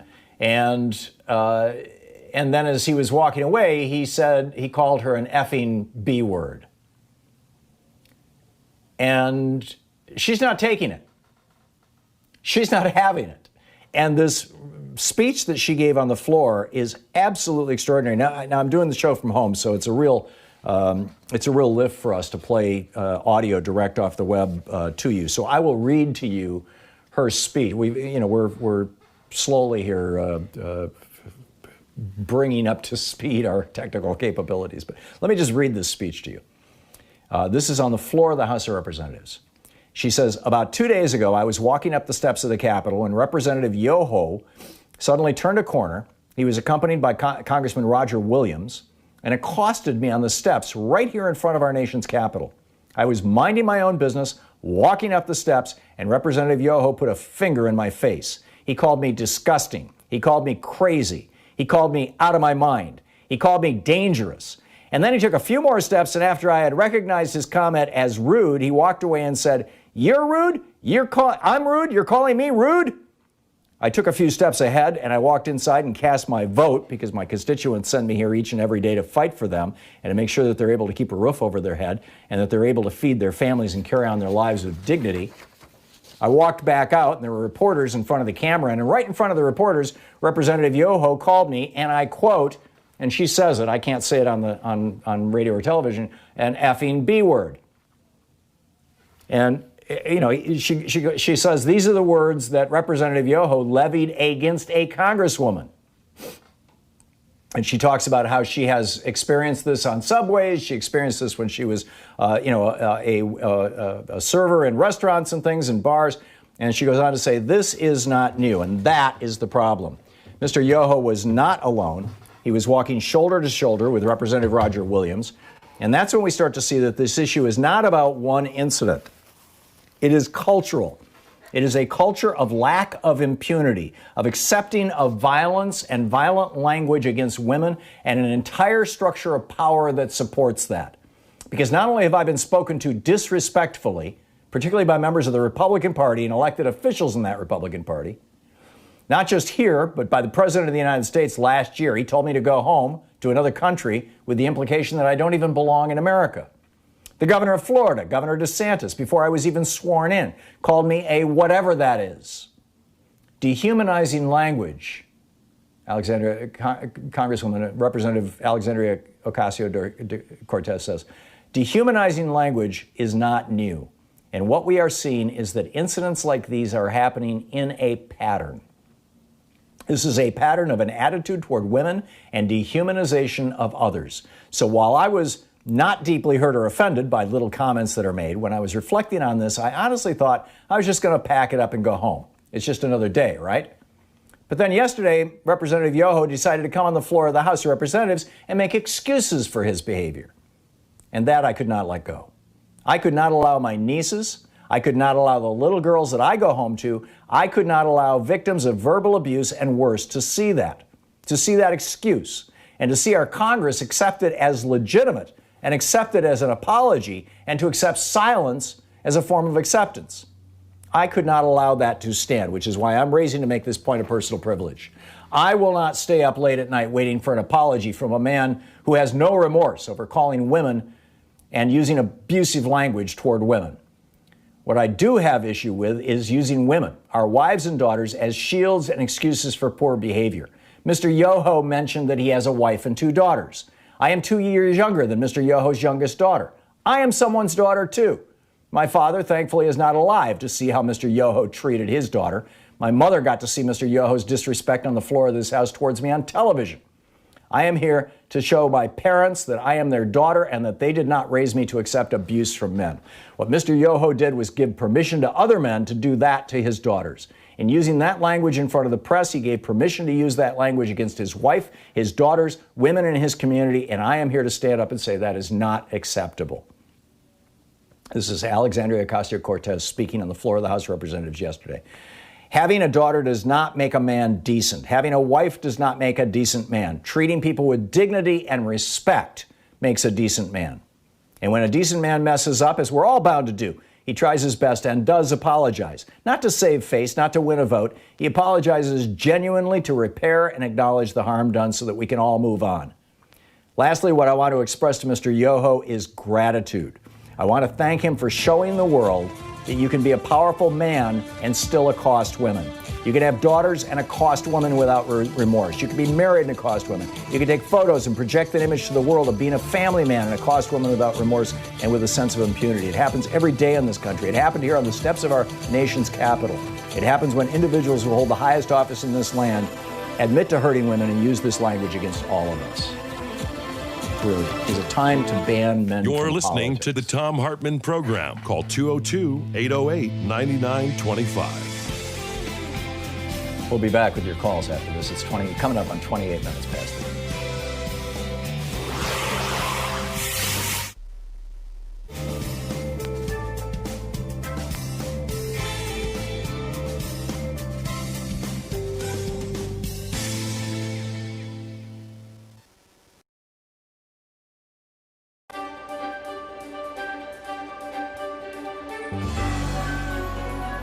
Our book today in the Thom Hartmann Book Club is Stand Up, Struggle Forward by Sanyika Shakur. This is a book that was written back in the late 90s, but it's still very, very timely. This is from the second chapter titled Class Antagonisms Inside the Fundamental Contradiction of National Oppression. Having just passed the 19th and quickly approaching the 20th anniversary of the LA Rebellion, we should be reminded here of what Rodney King whimpered as he stood in front of a bank of microphones surrounded by class enemies and neo-colonial politicians.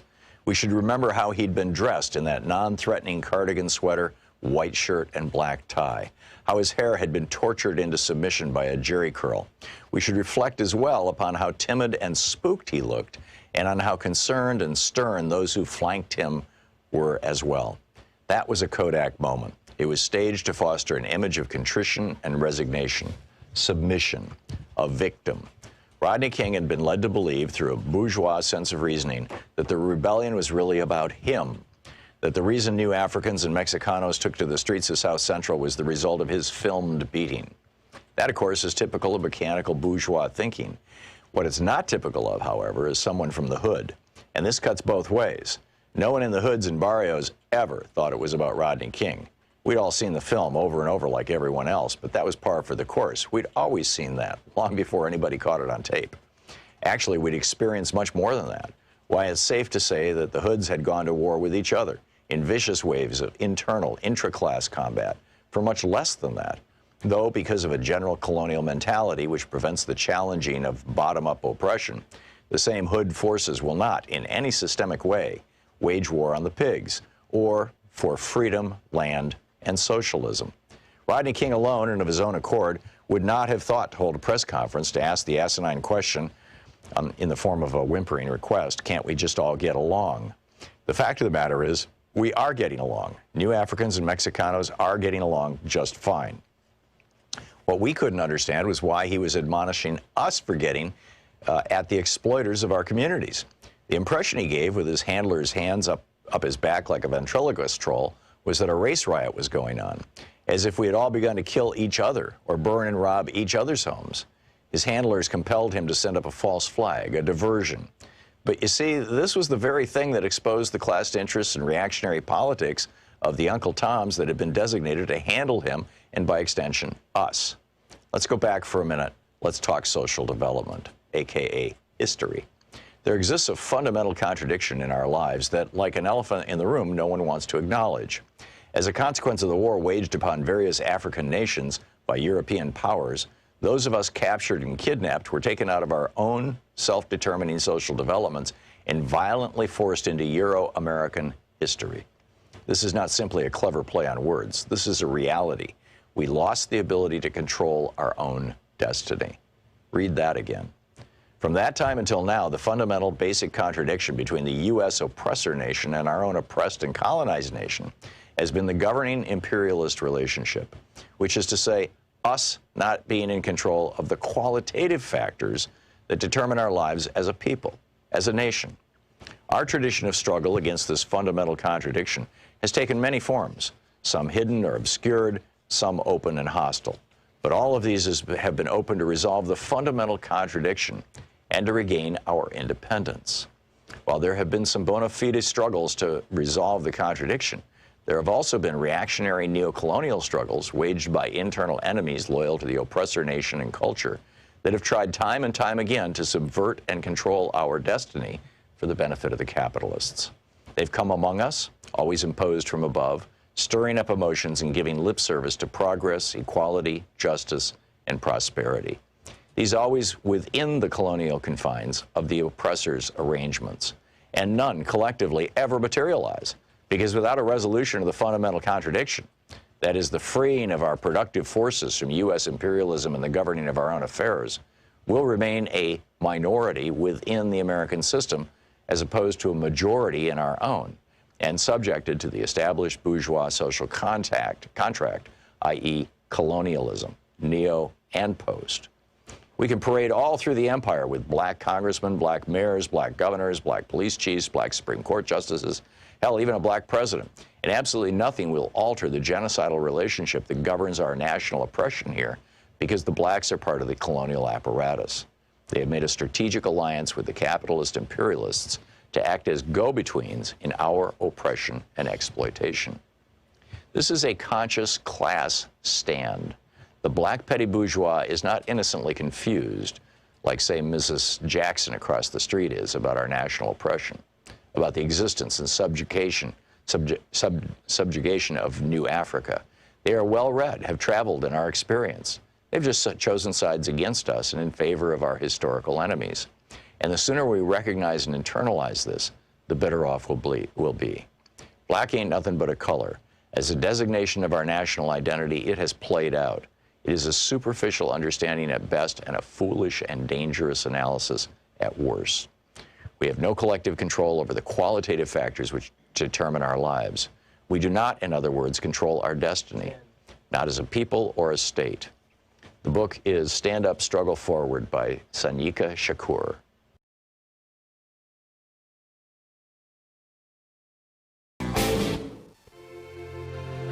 On the Science Revolution, Sonia Shaw, author of Pandemic, is here, and she says it's time to tell a new story about coronavirus. Our lives depend on it. Dr. Enric Sala with National Geographic tells us how the benefits of protecting 30% of the planet will outweigh the costs. Lily Eskelsen-Garcia with the National Education Association, the NEA, is dropping by. How is America going to protect our children as Trump and DeVos force them back into school? And Charlie Jang with Greenpeace USA is here about how a Green New Deal and the DNC will get along. Tune in wherever you find fine podcasts. In our latest video for folks who support our show over at thomhartmann.com, it's pretty mind-boggling, actually. The candidate Trump back in 2016 said, I'm not going to cut Social Security like every other Republican, and I'm not going to cut Medicare or Medicaid. Every other Republican is going to cut, but I won't. That's what he said. Well, what did his budget actually propose? His budget actually proposed, this is last year's budget. Congress didn't pass it, thank God, but this is what his budget proposed. $1.9 trillion in cuts to Medicare and Medicaid, and $26 billion in cuts to Social Security. And now he is block granting Medicaid to the states, which is already cutting back on Medicaid programs in the red states. You can check it all out over at thomhartmann.com.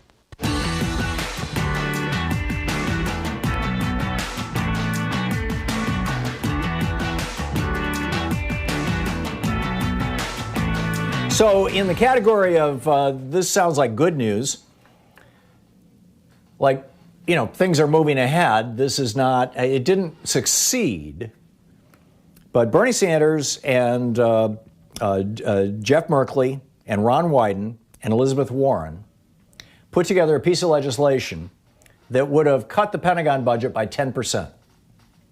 Now, at any other point in our past, particularly after 9/11, such a proposal would have been laughed at. Our federal Pentagon budget right now is, I believe, a little more than twice what it was in the year 2000, just 20 years ago, which is mind-boggling when you think about it. Our federal defense budget was in the neighborhood of the mid to high $300 billion a year around in the late 90s, early 2000. And now it's 700 and change billion dollars per year, 740. And so, Bernie Sanders, Jeff Merkley, Ron Wyden, and Elizabeth Warren said, cut it by 10%. Now, in the past, that would have gotten one vote, Bernie's, right? Maybe Elizabeth Warren's. Yesterday, it got the vote of 23 Democratic senators. That's almost half of the entire Democratic caucus. Now, again, it wasn't enough to pass. They had unified opposition among the Republicans, and there were some Democrats who voted against it. And even if all the Democrats had voted for it, it wouldn't have passed. But it's a good step in the right direction, frankly, in my opinion. So, AJ in Tampa, Florida. Hey, AJ, what's on your mind today? Hey, how are you doing today?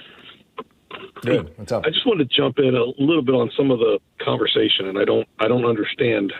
We're talking about assigning different roles in politics or signs in business or whatever, but we're talking about it in the terms of gender. And, with all the discussion that gender is just a social construct, and that's what basically created all the patriarchy, why are we then buying into that, the gender aspect of it, and saying we need this gender in this role and this gender in this role, when that's what the patriarchy did, and now we're buying into that? Yeah, I think that those are two separate conversations. I think that, what is gender, and in particular, what is gender for people who are not conforming to binary, gender stereotypes or whatever you want to call it. That's a completely separate conversation from looking at the Iroquois Confederacy, and as Ben Franklin did. Ben Franklin got up at the opening of the Constitutional Convention in June of 1787, or maybe it was May. And he got up and he introduced 34 members of the Iroquois Confederacy who had come to offer a blessing. And he said it would be and I'm paraphrasing from memory, but this is pretty damn close. He said it would be an extraordinary thing if a nation which has survived for 1,000 years in peace. I'm forgetting the rest of the quote. But in any case, he pointed out that the Iroquois Confederacy had lasted this very, very long time and lived in peace. Oh, and he said, and it would be an extraordinary thing if 13 colonies of educated Englishmen can't do the same. And what the Constitutional Convention and basically what the founders chose to do was ignore the lesson of the Iroquois Confederacy, which is men were not allowed to run for political office, basically. The leaders of 4 of the 5 Iroquois nations, by a law that was 1,000 years old, had to be women. And versus in the newly formed United States, it was, we're not even going to let women vote, much less run for political office. And there were, first women in Congress were in the 20th century. So I really think that those are different arguments, AJ, respectfully. Robin in Boulder, Colorado. Hey, Robin, what's up? Hi, good morning, Tom. I just want to qualify women as leaders. I do agree. I mean, just look around. I mean, look at the great job that all these women-led countries have done on COVID-19. But can we qualify it just a little bit? Elizabeth Warren or Stacey Abrams? Yes. Nikki Haley? No. Haley represents all that is wrong with right-wing politicians. She's no better than Lindsey Graham and Mitch McConnell, who initially were openly critical of Trump for the clown that he is until he became candidate Trump. And then when Russia successfully got him elected, they were all in with this guy. Yeah, I think that what you're looking at, Robin, and I agree with you, but I think that what you're looking at is a classic, it's not quite Stockholm Syndrome, it's more like climber syndrome, but, there were in the history of every oppressed people, whether it was African Americans in the United States held in slavery, whether it was, oppressed people during the Roman Republic, whether it was, the Greek, pick your place, right? Jews in Germany in the 1930s. In the history of every oppressed people, you will find a few members of the oppressed group who choose to identify with their oppressors in exchange for power or wealth or a sense of security and safety.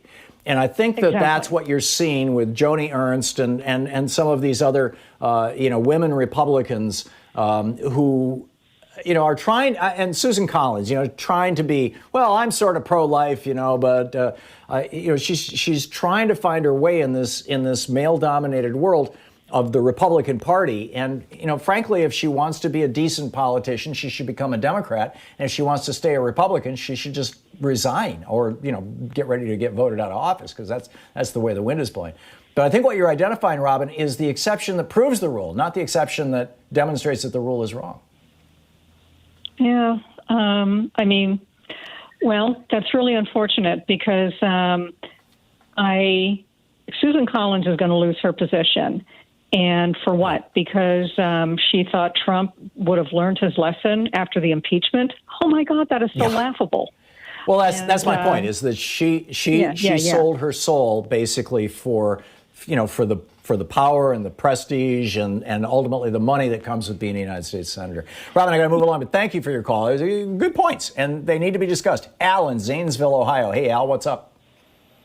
Hi, this may be a little different tack, but I was listening to NPR one day, and it was presented a study that they compared the patient's recovery times with male physicians versus female physicians.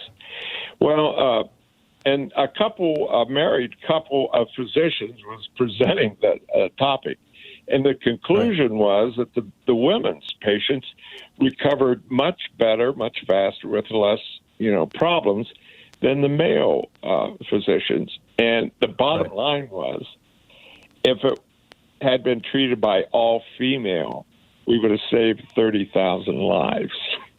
That's kind of. Yeah, I remember when that came out. I don't remember the details of it, and I don't recall if I read it or if I heard it on NPR. It was about a year ago, wasn't it? Yeah, I believe so. Yeah, I think it has to do with the communication and the listening involved. Yeah.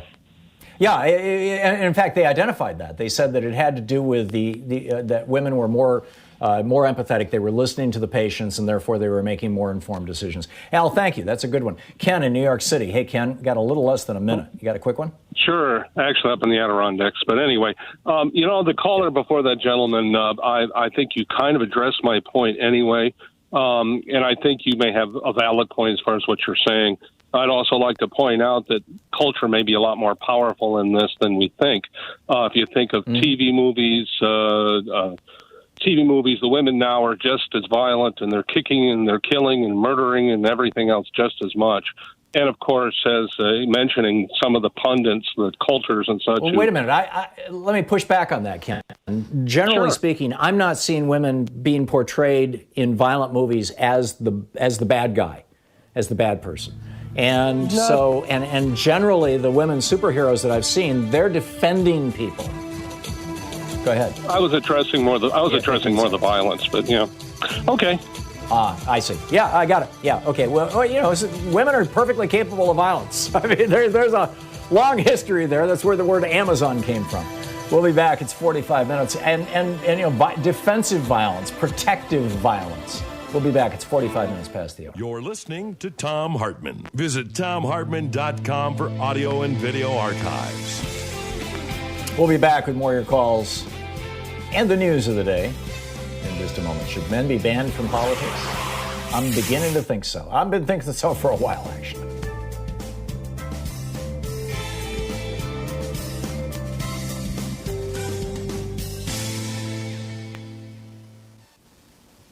And welcome back. Let's see here. Ben in Aloha, Oregon, or Aloha, Oregon. How do you say that town? Is it Aloha or Aloha? It depends on how I feel and who I'm talking to. I get carried away sometimes, but I would say normally Aloha.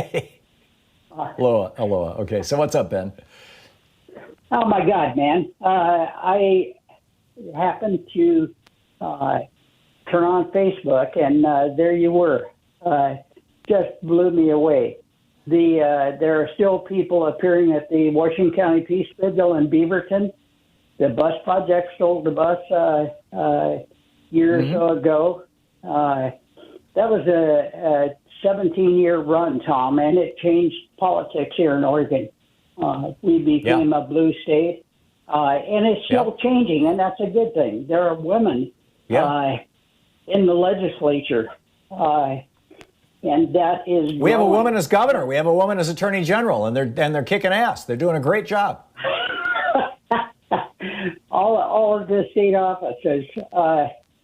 And there I go with a male metaphor, right? Kicking ass. I mean, but anyway, back to you, Ben. I'm sorry. Well, if you get a group of any good-sized group of people, you get extremes on both ends. And politics, left and right, and gun people. They should. Ben, are you the guy who used to call in when I was doing a local show here in Portland, who was always out on the street corner with a sign during the Iraq War, like 10, 15 years ago? Tom, I gave away more than 6,000 of those little rainbow-colored peace symbols. Right. And so you are that, Ben. Ben. Were one-on-one. Wow. Wow. Good on you, Ben. It's nice to hear from you again. Well, hey, most of that or a lot of that was thankful for you. Can you imagine if the Republicans could have strung Trump and Palin together? Oh my God! That would be the thing that concerns me, Ben, is Tom Cotton. I am looking at the next generation of fascist-leaning Republicans, and Tom Cotton is at the top of that list, and he's got heavy support from right-wing male billionaires, I think that he's the future, the future face of the Republican Party, and it troubles me deeply. But other than sounding the alarm, I guess. So Ben, are you still out there holding signs as the traffic is going by? I've got a bunch of signs that Bill Dickey put out with Morale Inc. One of them is Black Lives Matter, and the other is holding up, I believe, or upholding, and it's a couple of forearms. One of them is black, and the other one is rainbow colored. And I'm giving those away right now. But the things have slowed me down a lot. Tom, I'll be 82 in October, and the weather and this COVID and everything have they haven't shut my mouth, but they kept me at home a hell of a lot. Yeah, same here. I appreciate Ben, it's great to hear from you. Much. Yeah, thanks for giving us a shout, and thanks for watching us on Facebook. We're here every single day, 3 hours a day from 9 to noon Pacific time, noon to 3 Eastern time. Ben, thank you. We'll be back. It's coming up on 10 minutes before the hour. Stick around. We'll be right back.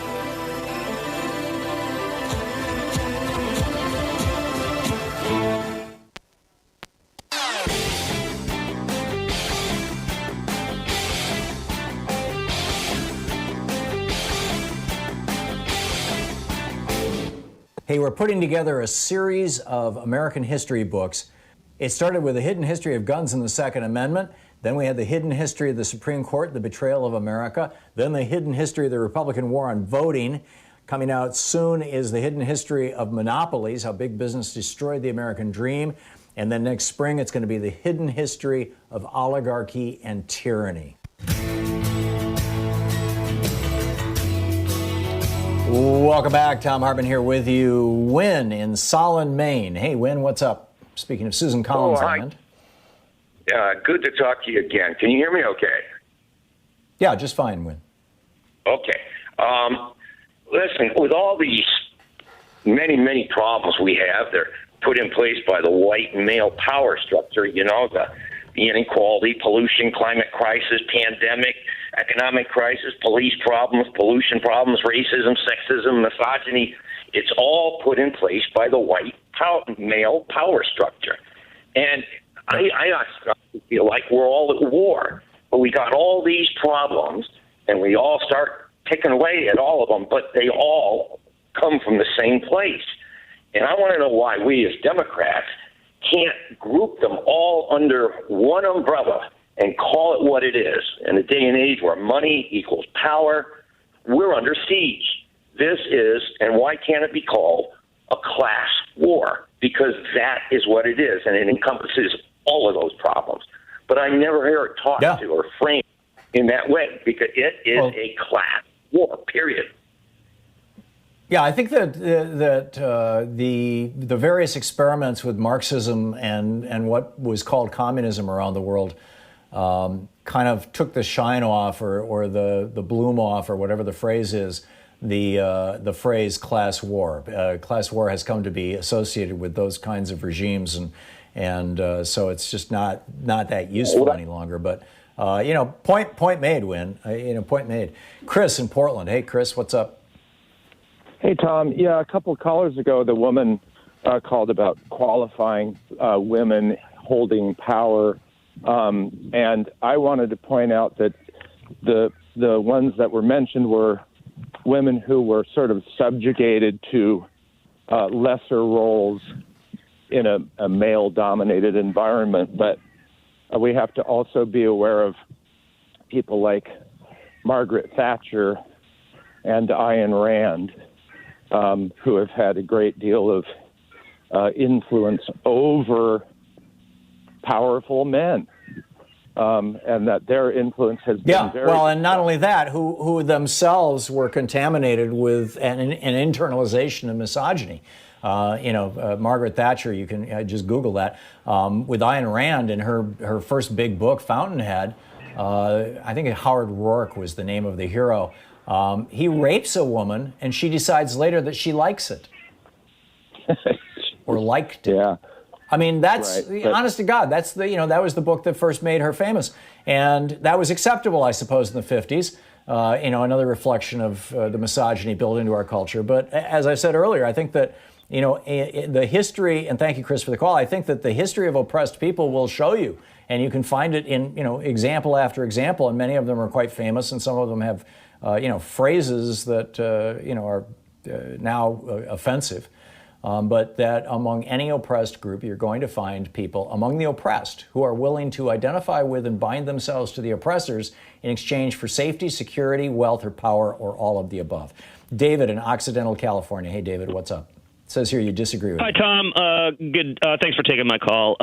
Just to get right to the point, I've been listening to you most of the morning on this topic. I find this inane. I find this argument inane. I work with... I'm in human services. Why are you engaging in it? Well, the inanity of saying that only women should be in politics and men shouldn't. I work with plenty of men who are entirely capable of empathy, and I would love to see in positions of power and decision making within our government. And I have heard a couple of people call. Me too, but look at the norm. The gentleman who mentioned about gender, and then a woman called and started giving examples of women in history, and you just gave one of the most egregious ones in Ayn Rand. But you keep mentioning that there's people who side with their oppressors, and I find that too convenient a refuting of during this debate. I think there are plenty of men who are capable of empathy and should be in positions of power. And considering what I do with my living and the people I interact with, I find this argument to not be true. And David, we're going to run out of time in just a second. So rather than trying to talk over each other, let me just present you with a question. If it is true, as I'm perceiving, that a small but significant majority of men are more likely to march a country off to war or behave violently, and a minority of women would take that position. Now, let's say it's only 51 versus 49%.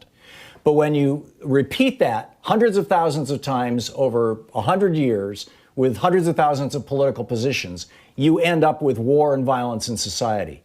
Isn't it time to make a change, even if it's only a small change? So you're playing essentially a numbers game, but by doing that, you're taking a whole segment of society in this point of view, this argumentative point of view that's absolutely incredibly capable and should be in positions of empathy and control or positions of power, and saying, no, you just can't because you happen to be a male. So what's your alternative, I'd like David? to go back to that 45 person who mentioned about gender and how that.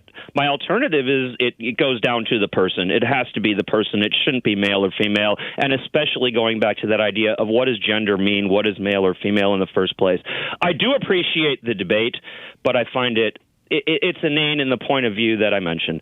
Thanks again for all your time, Tom. I appreciate it very much. You're welcome, David. It is an oversimplification, but the simple fact of the matter is, if women had been running this country for the last 200 years, how different would we be? I mean, it's a legitimate question, but if men are tending toward violence and women are tending away from violence, even if that tendency is only a couple of percent on both sides, off the center line, 53% versus 47%, something like that, then what's going to happen over time is that if women are in charge, society is going to get progressively less violent over time, and if men are in charge, society is going to get progressively more violent over time.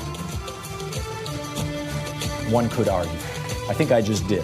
Anyhow, we'll continue this conversation and a whole bunch of others in just a minute. Stick around. We'll be back with more of our program right after this. We're hitting the topic. You're listening to Thom Hartmann.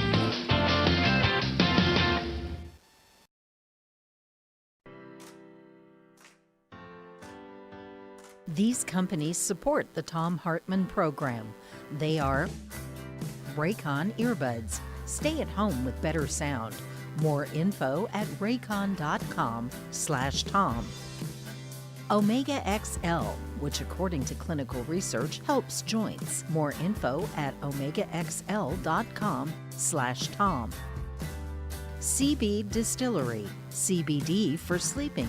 More info at cbdistillery.com, code Tom. The Clean Phone Pro, phone sanitizer and charger. More info at thenewdealshop.com.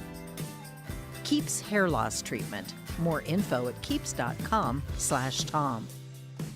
And Plexiderm Wrinkle Reducer. Real science, real results. More info at plexiderm.com, code Tom.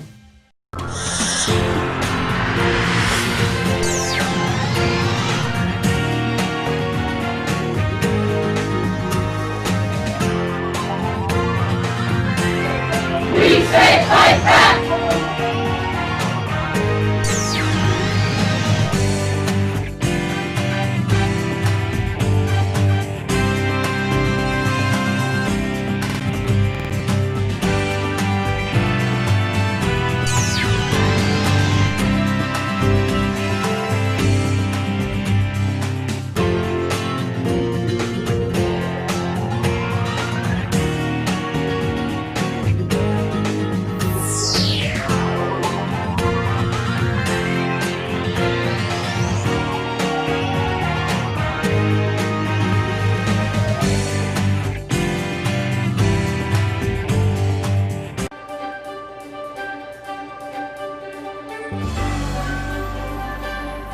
Our book today in the Thom Hartmann Book Club is The Tribalization of Politics, How Rush Limbaugh's Race-Baiting Rhetoric on the Obama Presidency Paved the Way for Trump, by Ian Refowitz.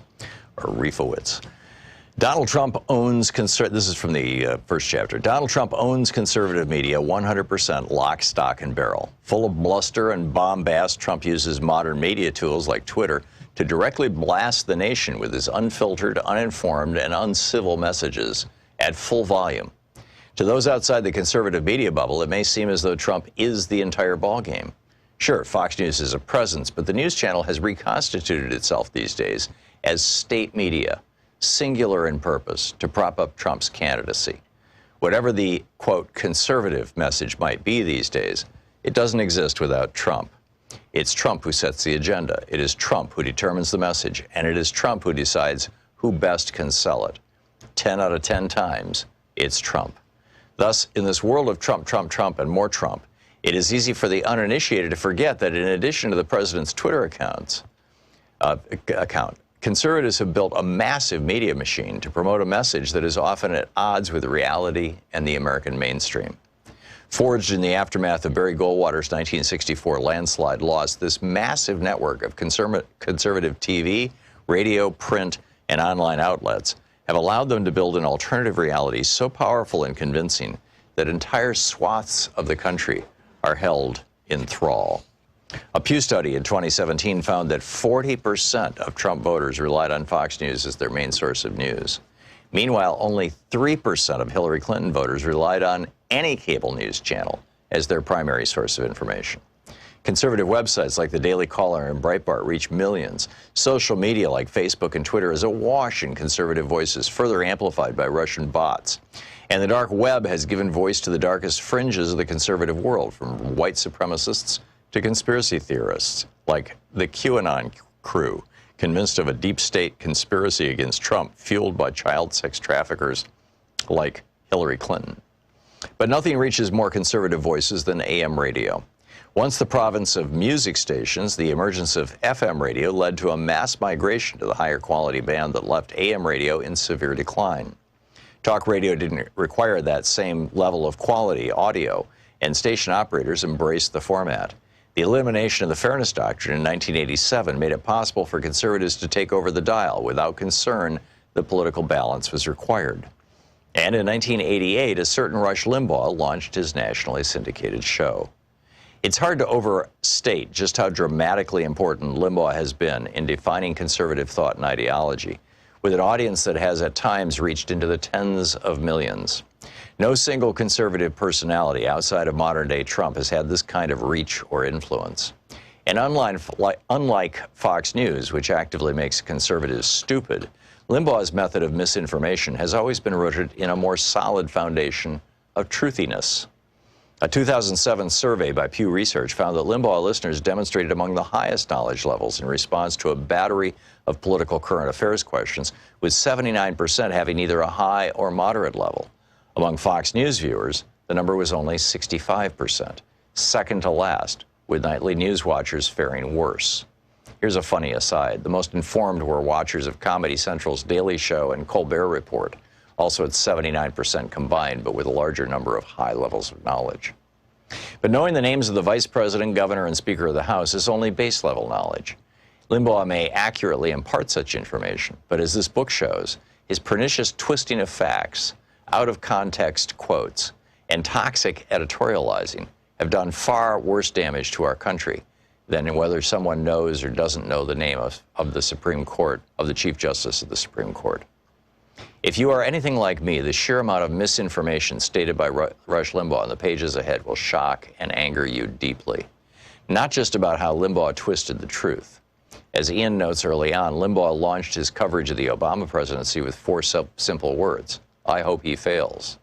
With that goal in mind, nothing would stop Limbaugh from spending the next years reinforcing the narrative of failure. The truth never stood a chance.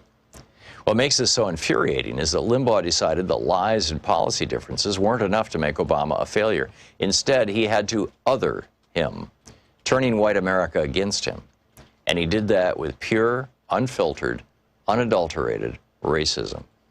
I was shocked when Ian first told me about this project. He's literally going to go through 8 years of Rush Limbaugh transcripts. I was shocked again when he told me he was finished. He actually read 8 years of Rush Limbaugh transcripts.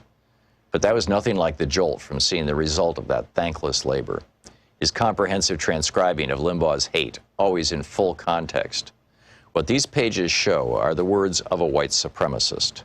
And you'll find yourself, like me, wondering how the hell he has gotten away with talking like a KKK Grand Dragon in modern-day America. There's nothing subtle about what you're about to read. For example, when Barack Obama talked about the disparities in policing between white and black Americans, as objective and uncontroversial an observation as possible, Limbaugh happily ranted about the president carrying out, quote, a purposeful effort here to divide people in this country along racial lines, end quote. Pointing out racism to conservatives is always worse than the actual racism itself. The book, The Tribalization of Politics by Ian Refowitz.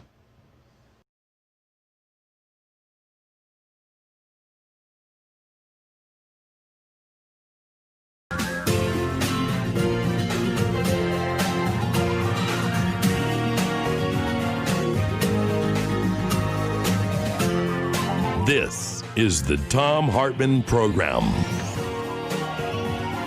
Very curious story here being reported by the Washington Post. I'll just share this with you very quickly, and then I want to get to our guest. The Washington Post is reporting that General John Hyten, he's the number 2 guy in the Joint Chiefs. He's the vice chair of the Joint Chiefs of Staff, the military's second most highly ranked officer, was extensively quizzed by Slovenian citizen Melania Trump. She has dual citizenship, both Slovenian and U.S. citizenship. He says, quote, I also spent a lot of time talking to Melania Trump about the locations of all of our intercontinental ballistic missile fields. She was more inquisitive and smarter than the president, end quote. Why does Melania Trump want to know where all our ICBMs are located? I'm just scratching my head. Maybe Chuck Rocha can tell me. He's the president and founder of Solidarity Strategies, a former senior advisor to Senator Bernie Sanders, author of the new book, T.O. Bernie, which is available for pre-order now and wherever you find your books. SolidarityStrategies.com is the website. Chuck Rocha, R-O-C-H-A, is the Twitter handle. Chuck, it's been a while since we've talked. You used to be a regular on our TV show. It's great to have you back with us. And good luck with the book, T.O. Bernie. It sounds fabulous. I'm looking forward to seeing it. TOBerniebook, by the way, .com is also a website. Tell us about it. So thank you, and thank you, Tom, for having me, and for all of your listeners and supporters throughout the last 2 years of my life that I've dedicated to working for Bernie Sanders. You know, when the campaign ended, it was weird. We all were sent home. Me and Jeff and Faz and crew was asked to, shut down the campaign in the middle of a pandemic, and I felt lost, and I felt empty, and I felt sad, and I felt mad, and I felt all the emotions that all the wonderful Bernie Sanders supporters felt. And so, I took out a pen, and I thought I wanted to write down how we did what we did inside the campaign and give an inside look for all of the volunteers who weren't in the room, all of the activists who weren't in the room, all of the wonderful teachers and Walmart workers who gave us $5 and $10 to give you a behind-the-scenes glimpse of how me and a team of 206 Latinos built out the most historic Latino outreach operation in the history of American politics. But then also, Tom, like me and you talked about before Bernie Sanders, is I told a lot about my personal story of growing up in East Texas, working in a factory, becoming a union steward at 20 years old, and a lot of mistakes I made along the ways, from having a criminal record to having to raise a baby by myself when I was young, to kind of give a roadmap to a young brown or black woman or man out there who may make mistakes in their life or never been to college like me, that this is possible for us, and you can work for progressives, and you can have progressive values and work in politics without giving up everything that's just about the way that we think. Yeah, it's solid stuff. We're talking with Chuck Rocha, the president and founder of Solidarity Strategies, former senior advisor to Bernie Sanders, author of the new book, T.O. Bernie. What does T.O. mean in Spanish, Chuck? Forgive my ignorance. It means uncle, but it's also a term of endearment. If you go to TOBerniebook.com, you'll see that there's lots of blurbs and people talking about T.O. Bernie, the Latino outreach operation, or your favorite Mexican redneck, who is me. And T.O. is also a term of endearment, like your brother. Like, I have a lot of people who look up to me who call me T.O., and I'm not their uncle, but they look at me like an uncle figure or a father figure. I've been doing campaigns for 31 years, and so a lot of people look up to me. So I wanted to write an open source book so nobody could ever say again that Latinos don't vote. There you go. So what is the state, Chuck, of the Latino vote in the United States, or generally politically across the country? Where are most Latinos? And by the way, should I be saying Latinx? I mean, what's the appropriate phraseology these days too? But where's the political? How is this shaking out politically? Well, first of all, your great question about Latino, Latina, Latinx. In Spanish language, Latinx is not a word. And what happens in Latin is, if there's a group of Latinos, it's spelled with an OS, which is the masculine form of that, right? And that's proper Spanish English. Right. And the feminine form is Latina, is AS. And we give a masculine or feminine to every word in Spanish. And if you refer to a group of people, they always defer to the masculine tone.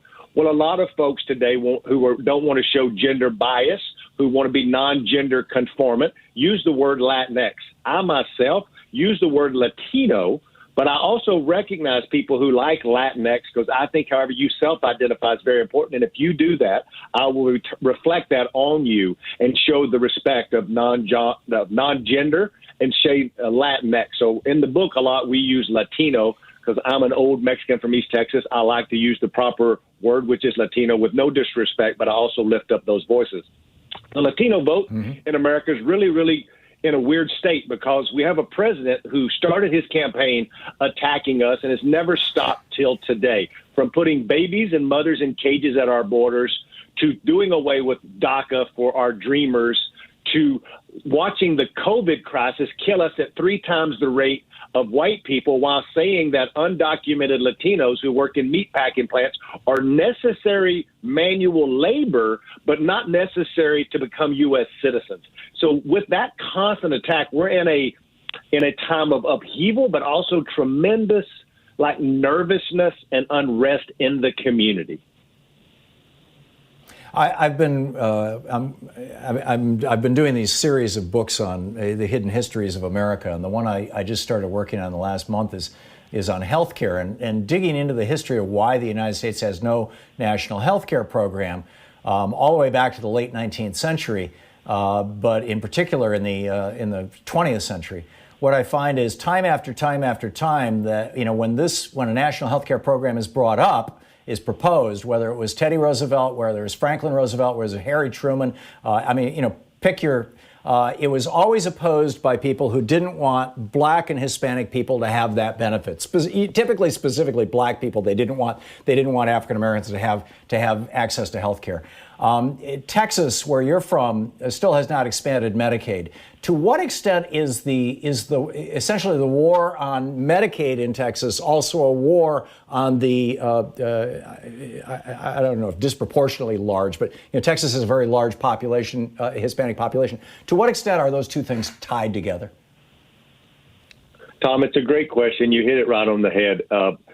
Healthcare is such a vital part of the day-to-day lives of Latinos, and going back ever since I've been doing campaigns, healthcare has been a core value of why Latinos have gotten involved in public policy because, as you well described, the system has been rigged against us getting fair and equitable healthcare. And I do believe, and I know this for a fact because I've got millions of dollars worth of polling that you don't know about, your listeners don't know about, but I'll tell you today that we talked to with Bernie Sanders. That was one of the centerpieces of why Latinos were drawn to Bernie Sanders was Medicare for all. They saw a fair and equitable way for them to receive health care, and it just so happens prior to COVID, healthcare was the number one reason, and the number one economic reason, the number one overall reason that Latinos said they cared and the reason they were going to vote. And because they've been disproportionately underserved in the healthcare market, it was just an issue that I think was a bedrock of why we did so well. And I talk about this extensively in the book at toberniebook.com about why we targeted Latinos and how we did it state by state by state by running a culturally competent campaign. Now, with a person, most people, an older Jewish man from Vermont, who is not the most warm and fuzzy fella you think of when you think of Latino activists. But because we used a bunch of staff and a bunch of people to take his message to them, then I think that was the reason that he did so well. There you go. Chuck Rocha. Chuck, it's great talking to you again. Thanks so much for dropping by today. I do appreciate it. And check out Chuck's book at toberniebook.com. Chuck Rocha, the Solidarity Strategies. We'll be right back. This is the Thom Hartmann Program. Back with more of the news of the day and your calls right after this. Stick around.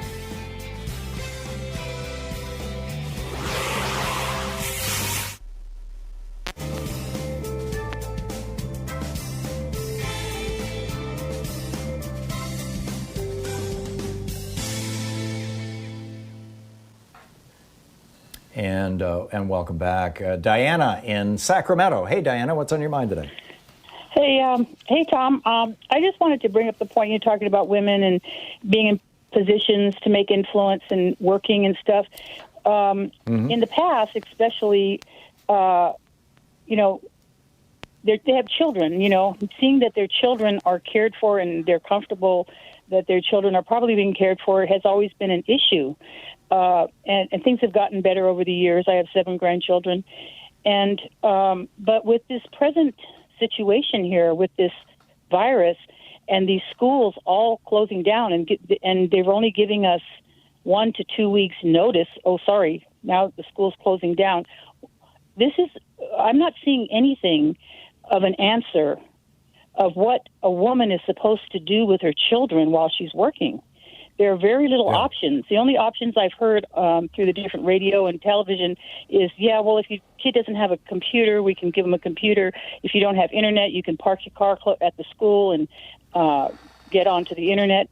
But you can't leave children home alone for long periods of time. There's no options out there. I mean, I'm wondering why churches, organizations, people that have large facilities aren't getting together, making an answer for these women. I take my grandchildren to the park, and this is all I hear from women, young women with young children. I don't know what I'm going to do. I have to work to live. Right. And I have nowhere to put my children. I don't know what to do with them. Right. And Number one, I would say there should be more of a group effort. Yeah, if we had more women in political power, I'm guessing you and I wouldn't be having this conversation right now, Diana, that those kinds of issues would be taken care of. To my earlier rants. But B, I think that there's a tremendous amount of uncertainty. I mean, if I was running a church or any kind of facility where I had a large space, I just don't think there's enough widely available and well accepted information about what are safe practices when it comes to bringing children together. This is the reason why, having our schools reconvene is so sketchy, is such a dangerous thing. And I understand that, but you know what? Having children home alone is less safe. Having them not in any type of program, schedule. And I helped my granddaughter last time in May when they had the over the computer schooling. She got 2 times a week for an hour. The teacher came on. No, I agree. It's deficient. But on the other hand, the Texas Tribune just tweeted this. It's a newspaper in Nueces County. 85 infants under the age of 1 have tested positive for the coronavirus in our county. The county, which includes Corpus Christi, has become emblematic of the recent surge of coronavirus cases in the states.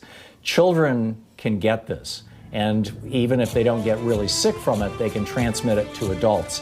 And that's got a lot of people pretty flipped out right now and very, very concerned. And that's my point, is that we don't yet have any kind of standards. I mean, other countries have had standards, right? South Korea says, okay, do this, right? Set the kids this far apart. Here's how you feed them. Here's how. We have no policy here. Donald Trump and the Republican Party have completely walked away from governing in this regard.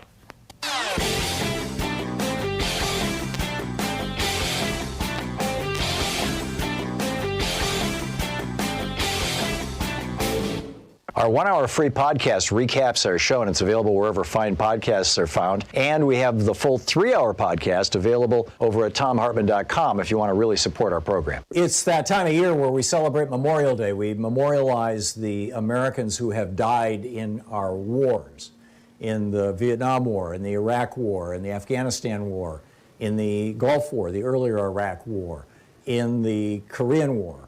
If you add all of those wars together that I just named, the sum total of them is fewer than the number of people who have died in 3 months from COVID-19 virus on Donald Trump's watch. Isn't it time for us to memorialize the Americans who have died and are continuing to die at the rate of, well over 1,000 a day as a result of the incompetence of Donald Trump? It seems like maybe it's a good idea. Maybe it's the time to add COVID-19 victims. Because, after all, Trump says we're warriors, or maybe there should be a separate holiday. But something to think about. You'll find a video about it over at thomhartmann.com.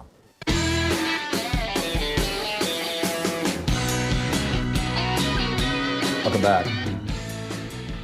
So the southernmost continent on Earth is Antarctica. Most people don't even think of it as a continent, but it is. It's a huge landmass. It's about the size of the United States or of Australia, and complete with mountain ranges and giant glaciers and all this kind of stuff. And it's been relatively stable for the last 15,000 years, and perhaps much longer than that. I know they're pulling ice cores out of there that are 300,000, 400,000, 500,000 years old, but now they're noticing a problem. This is in McMurdo Sound. It's an area known as cinder cones in the Ross Sea. They are finding methane bubbling up from the floor of the ocean to the surface and breaking the surface.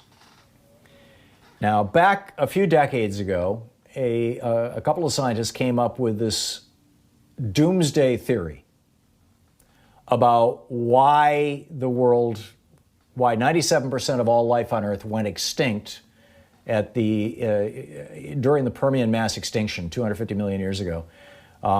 At this one particular point in time, there was this gradual increase in CO2 levels that was the result of some really aggressive volcanic activity in an area now known as the Siberian Traps. And the atmospheric CO2 levels, or atmospheric carbon levels, CO2, methane, and other things associated with that, were steadily climbing over thousands of years as this massive lava, eruption just was continuously pouring out lava. And then there was a tipping point was hit, and suddenly the CO2 levels just exploded, or the carbon levels in the atmosphere just exploded, and the temperature just exploded. And we saw this very sudden, it went to half a degree, 1 degree, 1.5 degrees, 2 degrees, 2.5 degrees, 3 degrees over 10,000 years. And then all of a sudden, in a few hundred years, it went zoom right up to 5 or 6 degrees Celsius increased temperature, which was enough to kill 97% of all life on Earth. We literally rebooted life. There were a few small mammals left. A few small animals, for that matter. I mean, this is what gave birth to the dinosaurs, for that matter. There were some small lizards too, and they evolved into dinosaurs. This is this major event, and what these scientists concluded, and this is still debated in science, but what they concluded is that was the point at which hundreds of millions of tons of methane gas that had been frozen on the surface of the ocean melted. The methane freezes along with water at the same time, and it forms these crystals called methane clathrates or methane hydrates that are methane bound up in a little lattice of frozen ice, of frozen H2O molecules. And so it's like trapped in these little tiny cages of ice. And when that ice melts, the methane is released and it goes up into the atmosphere. Now, this is all methane that was produced by bacteria digesting plant matter, but it was bacteria digesting plant matter over literally 1 billion years, or maybe hundreds of millions of years. And it had settled in the floor of the ocean, and when the oceans warmed up as a result of this gradual increase in carbon levels from the volcanic activity, at some point, the ocean got warm enough, and the warmth got deep enough in the ocean. Most of these clathrates are within a half a mile to a mile of the edge of a continent, including the continent of Antarctica. And they're not at deep depths. They're typically within a few hundred feet of the surface. And so when that water warms above 32 degrees, boom, they get liberated, they come into the surface, and when it happens planet-wide, that's the clathrate gun being fired, and that leads to a mass extinction event that kills off almost everything. And what scientists have been saying is, well, you don't have to worry about that. That's not going to happen here right now, because most of the methane clathrates around the world are stable, particularly the ones around Antarctica, which are some of the most ancient and well established beds of methane hydrate, methane clathrates. Well, now this the Guardian is reporting this. Andrew Thurber at Oregon State University found a methane leak in a region known as cinder cones in McMurdo Sound within the Ross Sea. In addition, the microbes which typically digest the methane as it's working its way up through the water, as it's bubbling up through the water, it actually gets eaten by microbes, and so it never bursts into the atmosphere, so it's not that much of a problem. Well, that's how it's been playing out. When I was in Norway 2 years ago, when we were shooting for Ice on Fire, the Leo DiCaprio movie, when we were in Norway shooting on this, I was talking with these scientists at this scientific institution that looks into methane specifically. That's all they look at. And they were like, well, so far it's not that much of a crisis because the methane isn't making its way to the surface because the microbes get it. Well, these microbes are not getting it around Antarctica. And apparently it's because the water's so cold. So this, if not the firing of the clathrate gun, and I'm not suggesting that that's what this is, this might be an early warning. And the question is this a 10-year early warning, a 50-year early warning, a 100-year early warning? I don't think anybody knows, but it's something that we all need to know about. You're listening to the Thom Hartmann Program. Call 202-808-9925. And frankly, something we all need to do something about by way of stopping carbon pollution into our atmosphere by the fossil fuel billionaires around the planet.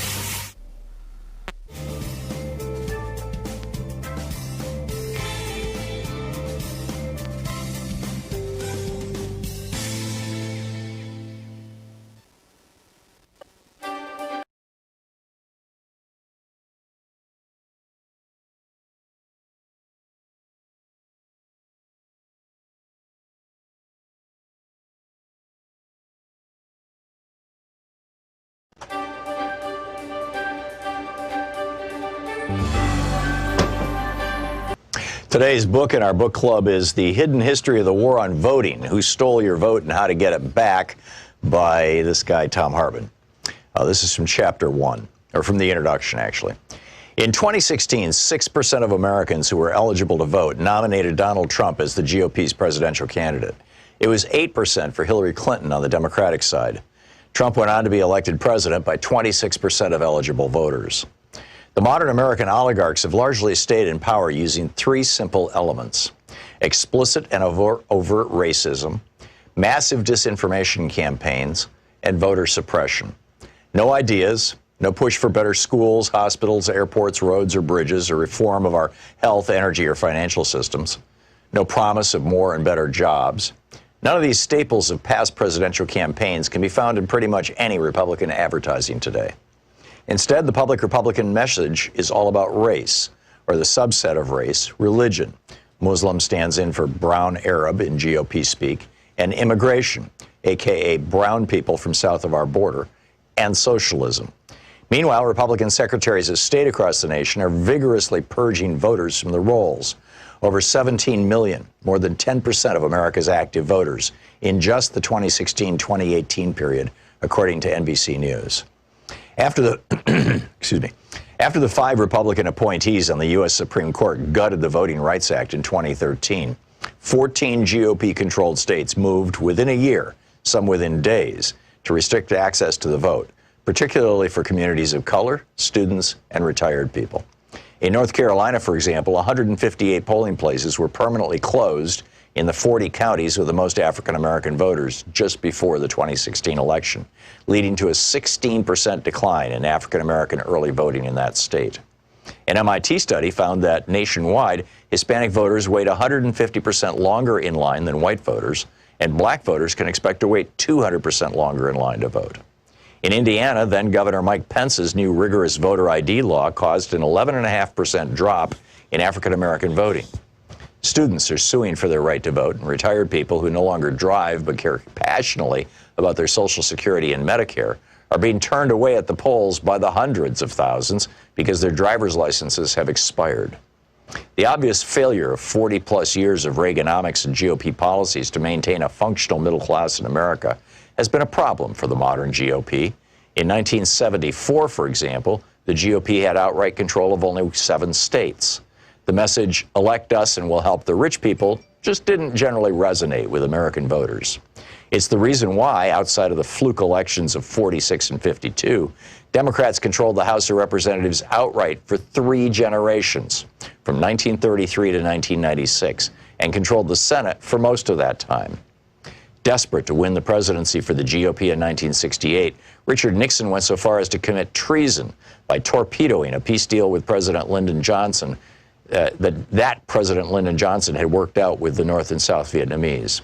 According to Abul Hassan Bani Sadr, then president of Iran, Ronald Reagan did the same thing by cutting a deal with Iran whereby they would hold on to the U.S. embassy hostages until after the 1980 presidential election, torpedoing Jimmy Carter's chances of re-election. But in 2000, the GOP changed tactics. After Reagan was almost busted for his part in Iran-Contra, he testified that he had forgotten about details of the program more than 80 times. His growing Alzheimer's spared him an indictment. They realized that getting busted for treason wasn't worth the risk. They needed a plan B, and it was deliciously simple. If most voters don't like what you're selling, then just don't let them vote. Paul Weyrich promoted this idea back in 1980 when he was campaigning for Reagan after co-founding the Heritage Foundation.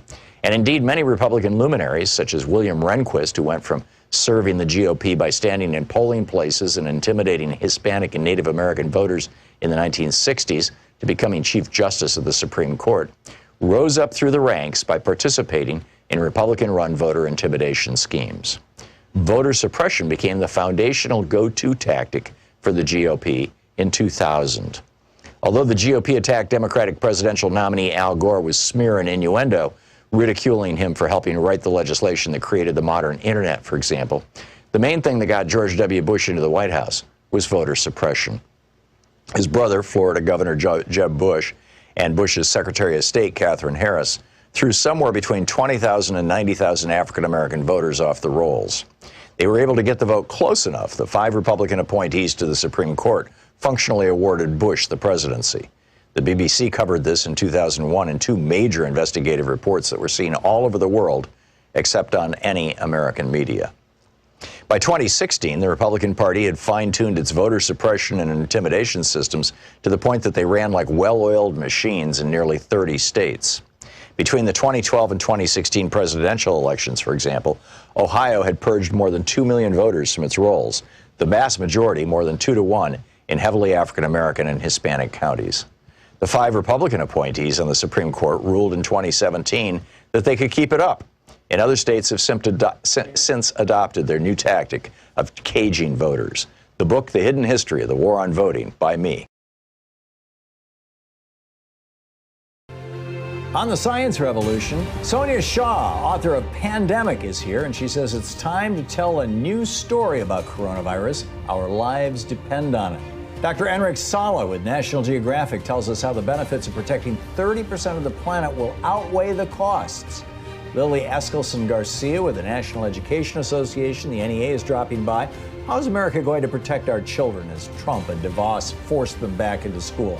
And Charlie Jang with Greenpeace USA is here about how a Green New Deal and the DNC will get along. Tune in wherever you find fine podcasts.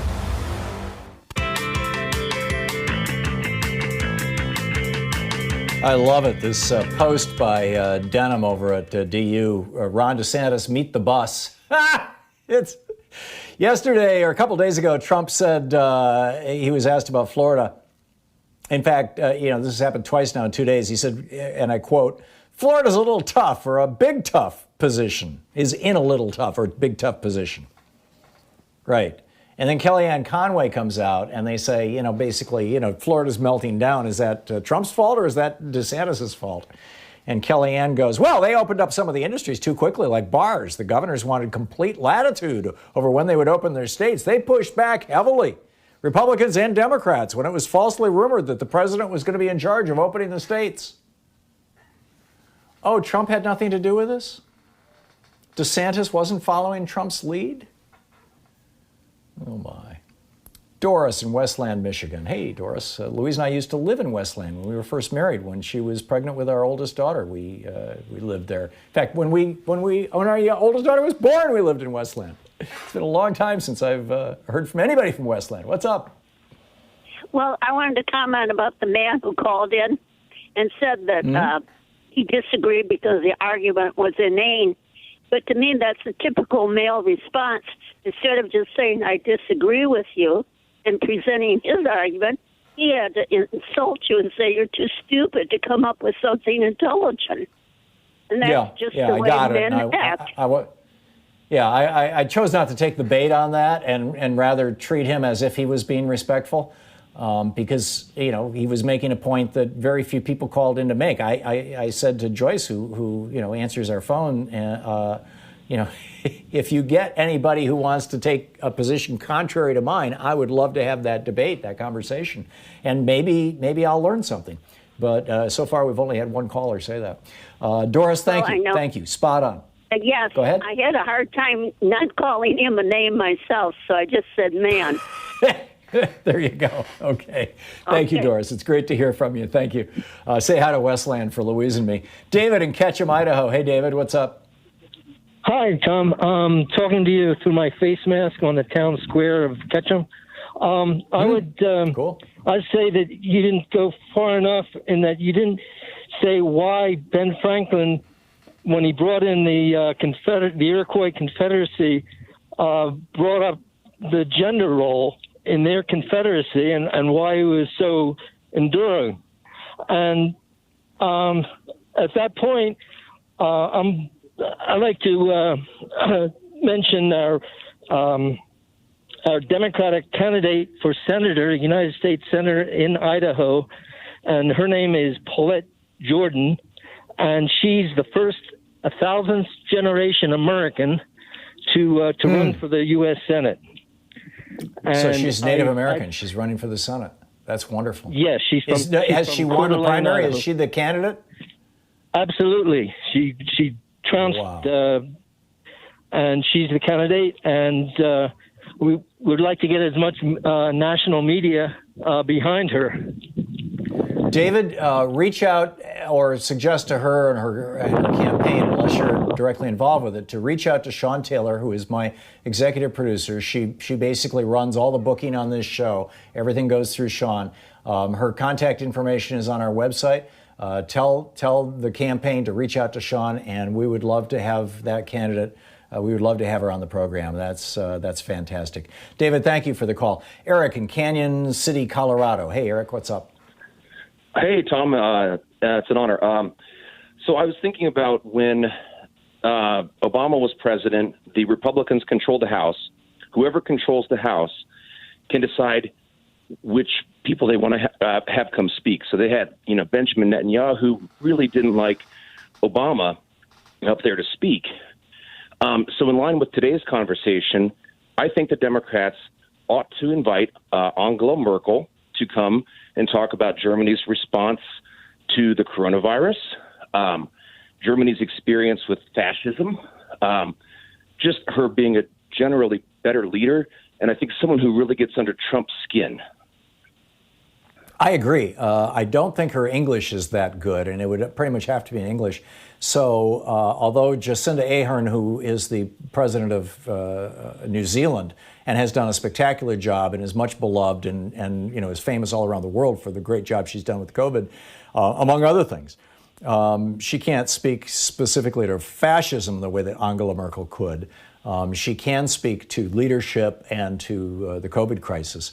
But I think your point is really well made, Eric. I salute that. And if there's anybody listening in Democratic leadership, I think that's a serious one to take. You'll recall that when the Republicans, I don't know, it wasn't Newt, who was running I guess it was Paul Ryan was running the House at that time. They invited Benjamin Netanyahu to speak before the House of Representatives and didn't even tell the President of the United States until the last minute.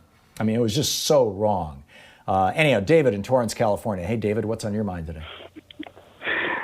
Yes, since the topic is about women, world news is not paying attention to women in Iran. Are you Iranian, David? Yes, I'm Iranian American. Iran, there's no country. The laws in Iran are very much set up against women. The women legally don't even have right to travel without the permission of the husband. But during the last 20, 30 years, Iranian women have really persevered in life by just achieving things in life. I mean, just like you look at it, like 60% of college students are women, and they are resisting all the unjust laws by just going to jail. I mean, but not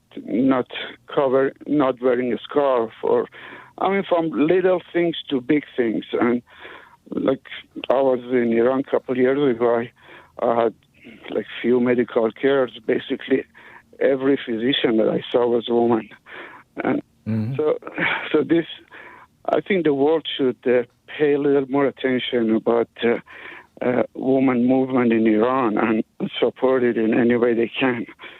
And, Good. And as an Good. Iranian, David, I have to say I'm proud of Iranian women. Okay. I have, Louise and I have some dear friends who are Iranian, or they're American citizens now, but they came here from Iran in the 70s, and it's an extraordinary culture. But you're right, it is highly patriarchal, and within these patriarchal societies, you're seeing women now rebelling in Saudi Arabia too, and they're being tortured, they're being murdered, they're being raped in prison as a punishment. Mohammed bin Salman and buddies appear to be just fine with all this stuff, but I think things are changing. I think they're changing all across the planet, frankly. It's not unique to the Middle East. Thank you for the call. Robin in Kingston, Washington. Hey, Robin, what's on your mind today? Hi, Tom. I want to chip into a position. I've been a longtime activist and progressive activist, and about over half a dozen years ago, what dawned on me is every single thing I've ever stood for, which is anti-war, pro-environment, pro-labor, healthcare, all of the things, everything fits underneath what I consider to be a matrilineal umbrella, the thought behind it. So I created both a T-shirt message and also a 3-foot by 6-foot sign banner that uses the following words: elect and sustain matrilineal governances. Now, the term matrilineal was, I researched it, and it's not matriarchal, which tends to be all woman. I think if you and I were politicians, we would govern matrilineally, which was similar to what Native American, some nations in Native America govern themselves with, and still is in place in one or two small Polynesian islands. And I find this to be a very interesting and a positive message, two ways.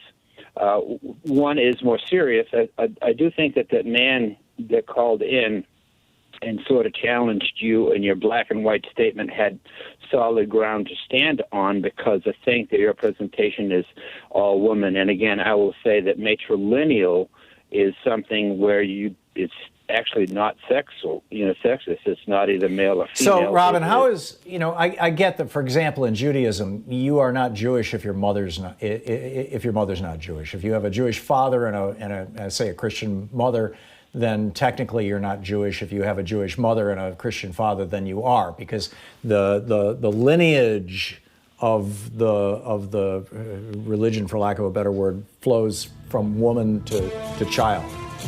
How is this different from that, real quickly?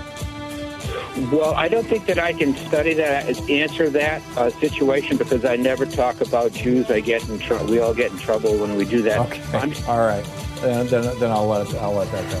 I thought that's what matrilineal meant. Apparently, I have a misunderstanding of the word. I'll have to look it up. It's 45 minutes past the hour. We'll be back. You're listening to Thom Hartmann. Visit thomhartmann.com for audio and video archives. The pandemic in Texas is raging. This is absolutely raging. We'll be right back.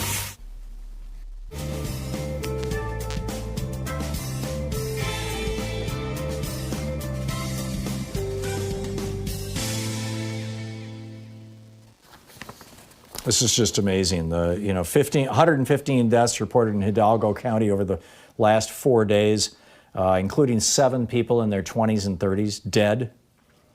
A COVID patient was taken by airplane from Nunes County to Amarillo for an ICU bed. It's quite bad in South Texas right now. It's quite bad in North Texas. Here in Lubbock, we're just coming up on 100% capacity. It's this is extraordinary. So let's see here.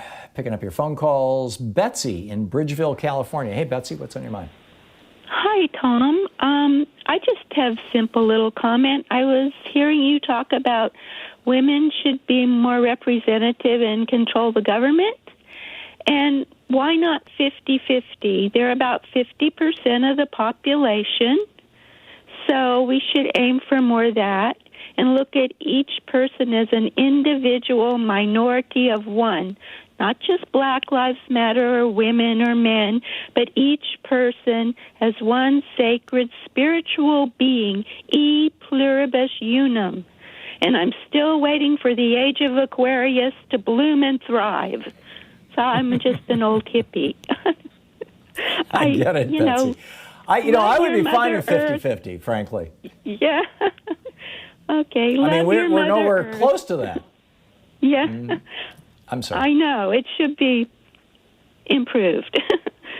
So that's just was my comment. You can't have one versus the other. Just share. Our health is our greatest wealth. I'm a retired nurse, and we need Medicare for all, especially during the COVID pandemic. Let's get with it. So that was just my comment. I am with you. Okay. Thank you, Betsy. Thank you very much. It's great to hear from you. When I say maybe, should we ban men from politics altogether? Obviously, there's an element of hyperbole to that statement. I don't believe it'll ever happen in this country anyway, in this culture, in our society, in our modern society. But it's like a starting point to open the conversation about how do we get to maybe 50-50. I don't know. Actually women, I think, are 51% of the population, maybe 52% of the population, because they tend to live longer than men. So maybe we should be 51 or 52% female. But what I do know is that those countries that are run by women, specifically Angela Merkel in Germany, Tsai Ing-wen in Taiwan, Jacinda Ardern in New Zealand. Again, my apologies, I know I'm mangling these names, but Juini Johansson in Iceland, Sauli Niinisto in Finland, Erna Solberg in Norway, and Mette Frederiksen in Denmark. Those countries that are doing really, really well with the coronavirus, run by women. And those countries that are crashing and burning or having real struggles or have had real struggles in the recent past, run by men. The United States, Donald Trump; Brazil, Jair Bolsonaro; Russia, Vladimir Putin; Spain, Pedro Sanchez; UK, Boris Johnson; Italy, Sergio Mattarella; and France, Emmanuel Macron. It's just math. We'll be back with your calls after this.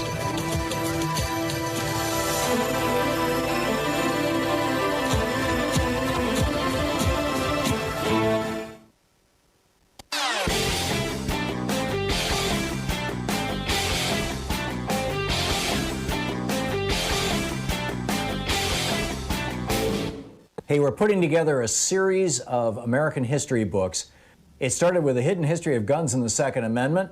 Then we had the hidden history of the Supreme Court, the betrayal of America. Then the hidden history of the Republican war on voting. Coming out soon is the hidden history of monopolies, how big business destroyed the American dream. And then next spring, it's going to be the hidden history of oligarchy and tyranny. So we have a new video up over at thomhartmann.com for people who are signed up, for supporters of our program.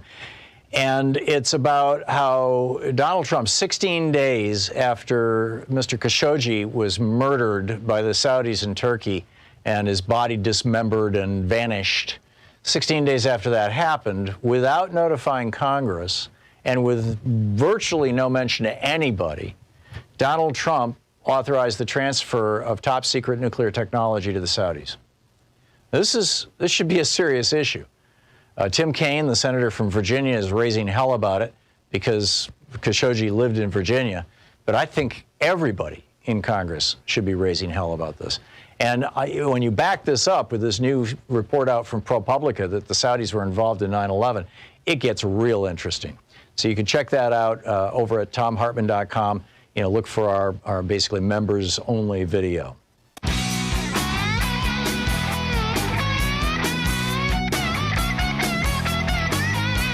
Oh, welcome back. Thom Hartmann here with you. And Annie in Watertown, Wisconsin. Hey, Annie, what's up? Hi. You were talking about women. I'm one.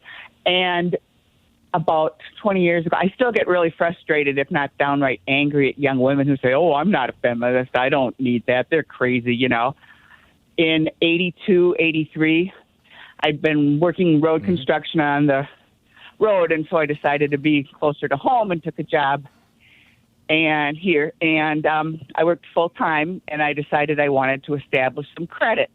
So I went to the bank and got a loan, and they said, you need your father to co-sign.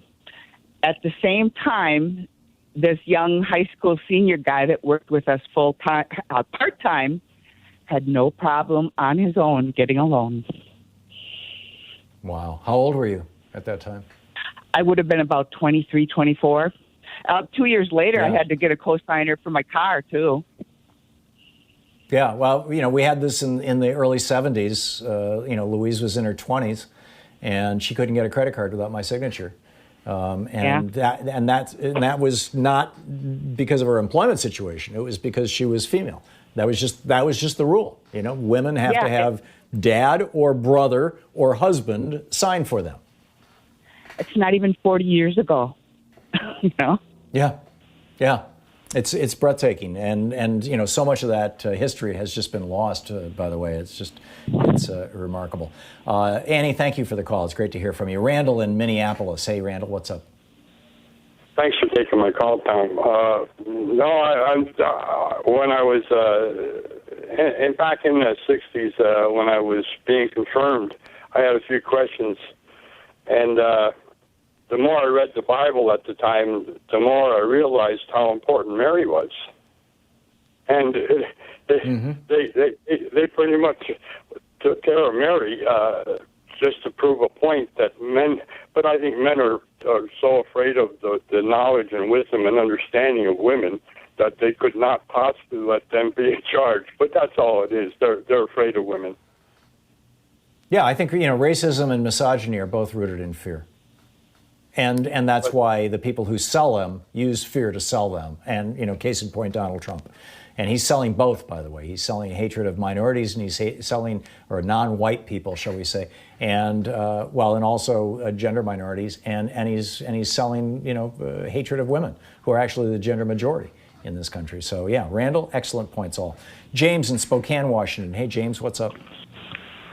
How are you today? Shalom, everybody. Tom, suppose you took an animal out of nature and it was called XY, and then you wanted to take the most humane, sophisticated, empathetic part out of it, and you separated the X. So you left the Y in the one part, and you created a mate from the other part. And it happened to be the more humane, the more judicious. And the other one, maintaining the Y, was the more warlike, And I think that might be what we have. Yeah. So you're asserting that the problems that men have with what I call testosterone poisoning, I think we all know what I'm talking about, come from having, the double X chromosomes? It's from the X chromosome? We have the Y chromosome. Yeah, exactly. The Y is polluting the X. The X is more refined. So women are double X and men are XY. I can never keep that straight. Okay, it's entirely possible. Yeah, okay, so it's entirely possible. I think it has to do with hormone profile, and I think it has to do with culture, but that may be the explanation for the hormone profile. James, thanks for the call. Tony in Fort Worth, Texas. Tony, you have the last minute of the show. What's up? Hi, Tom. Thanks, and I'll be brief. The standard they were talking about what Lenin said about women and all, you're basing that on the standard of the Judeo-Christian white Anglo-Saxon European white man. When I say that, you look at effective African-American politicians, such as the late Elijah Cummings, the late John Lewis, and mainly former President Barack Obama. You put a paternal part into those men, and possibly the race, and you put that familial aspect into their background, you have a different candidate. You have a different you have a different leader. I'm missing something here. I mean, I get that people who grew up, even men who grew up as minorities, have a different understanding of society than men who grew up as part of the majority. And Tony, I'm sorry, we're hitting the end of the show here. Just as we're getting into a deep conversation, we'll continue this tomorrow. Actually, tomorrow's Anything Goes Friday, so it should be a fun day, whatever you'd like to talk about. Thanks so much for being with us today and for caring about this country and the future and fate of the world and the people in it, the human beings in it, and all other life. Thank you.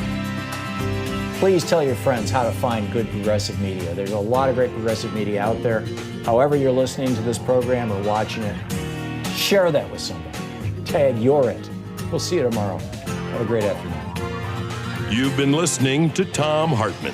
For audio and video archives, visit thomhartmann.com.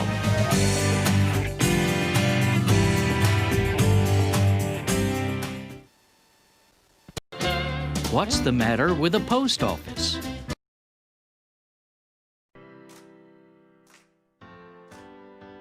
These companies support the Thom Hartmann Program. They are Raycon Earbuds. Stay at home with better sound. More info at raycon.com/Tom. Omega XL, which according to clinical research helps joints. More info at omegaxl.com/Tom. CB Distillery, CBD for sleeping. More info at cbdistillery.com, code Tom. The Clean Phone Pro, phone sanitizer and charger. More info at thenewdealshop.com. Keeps hair loss treatment. More info at keeps.com/Tom. And Plexiderm Wrinkle Reducer. Real science, real results. More info at plexiderm.com, code Tom.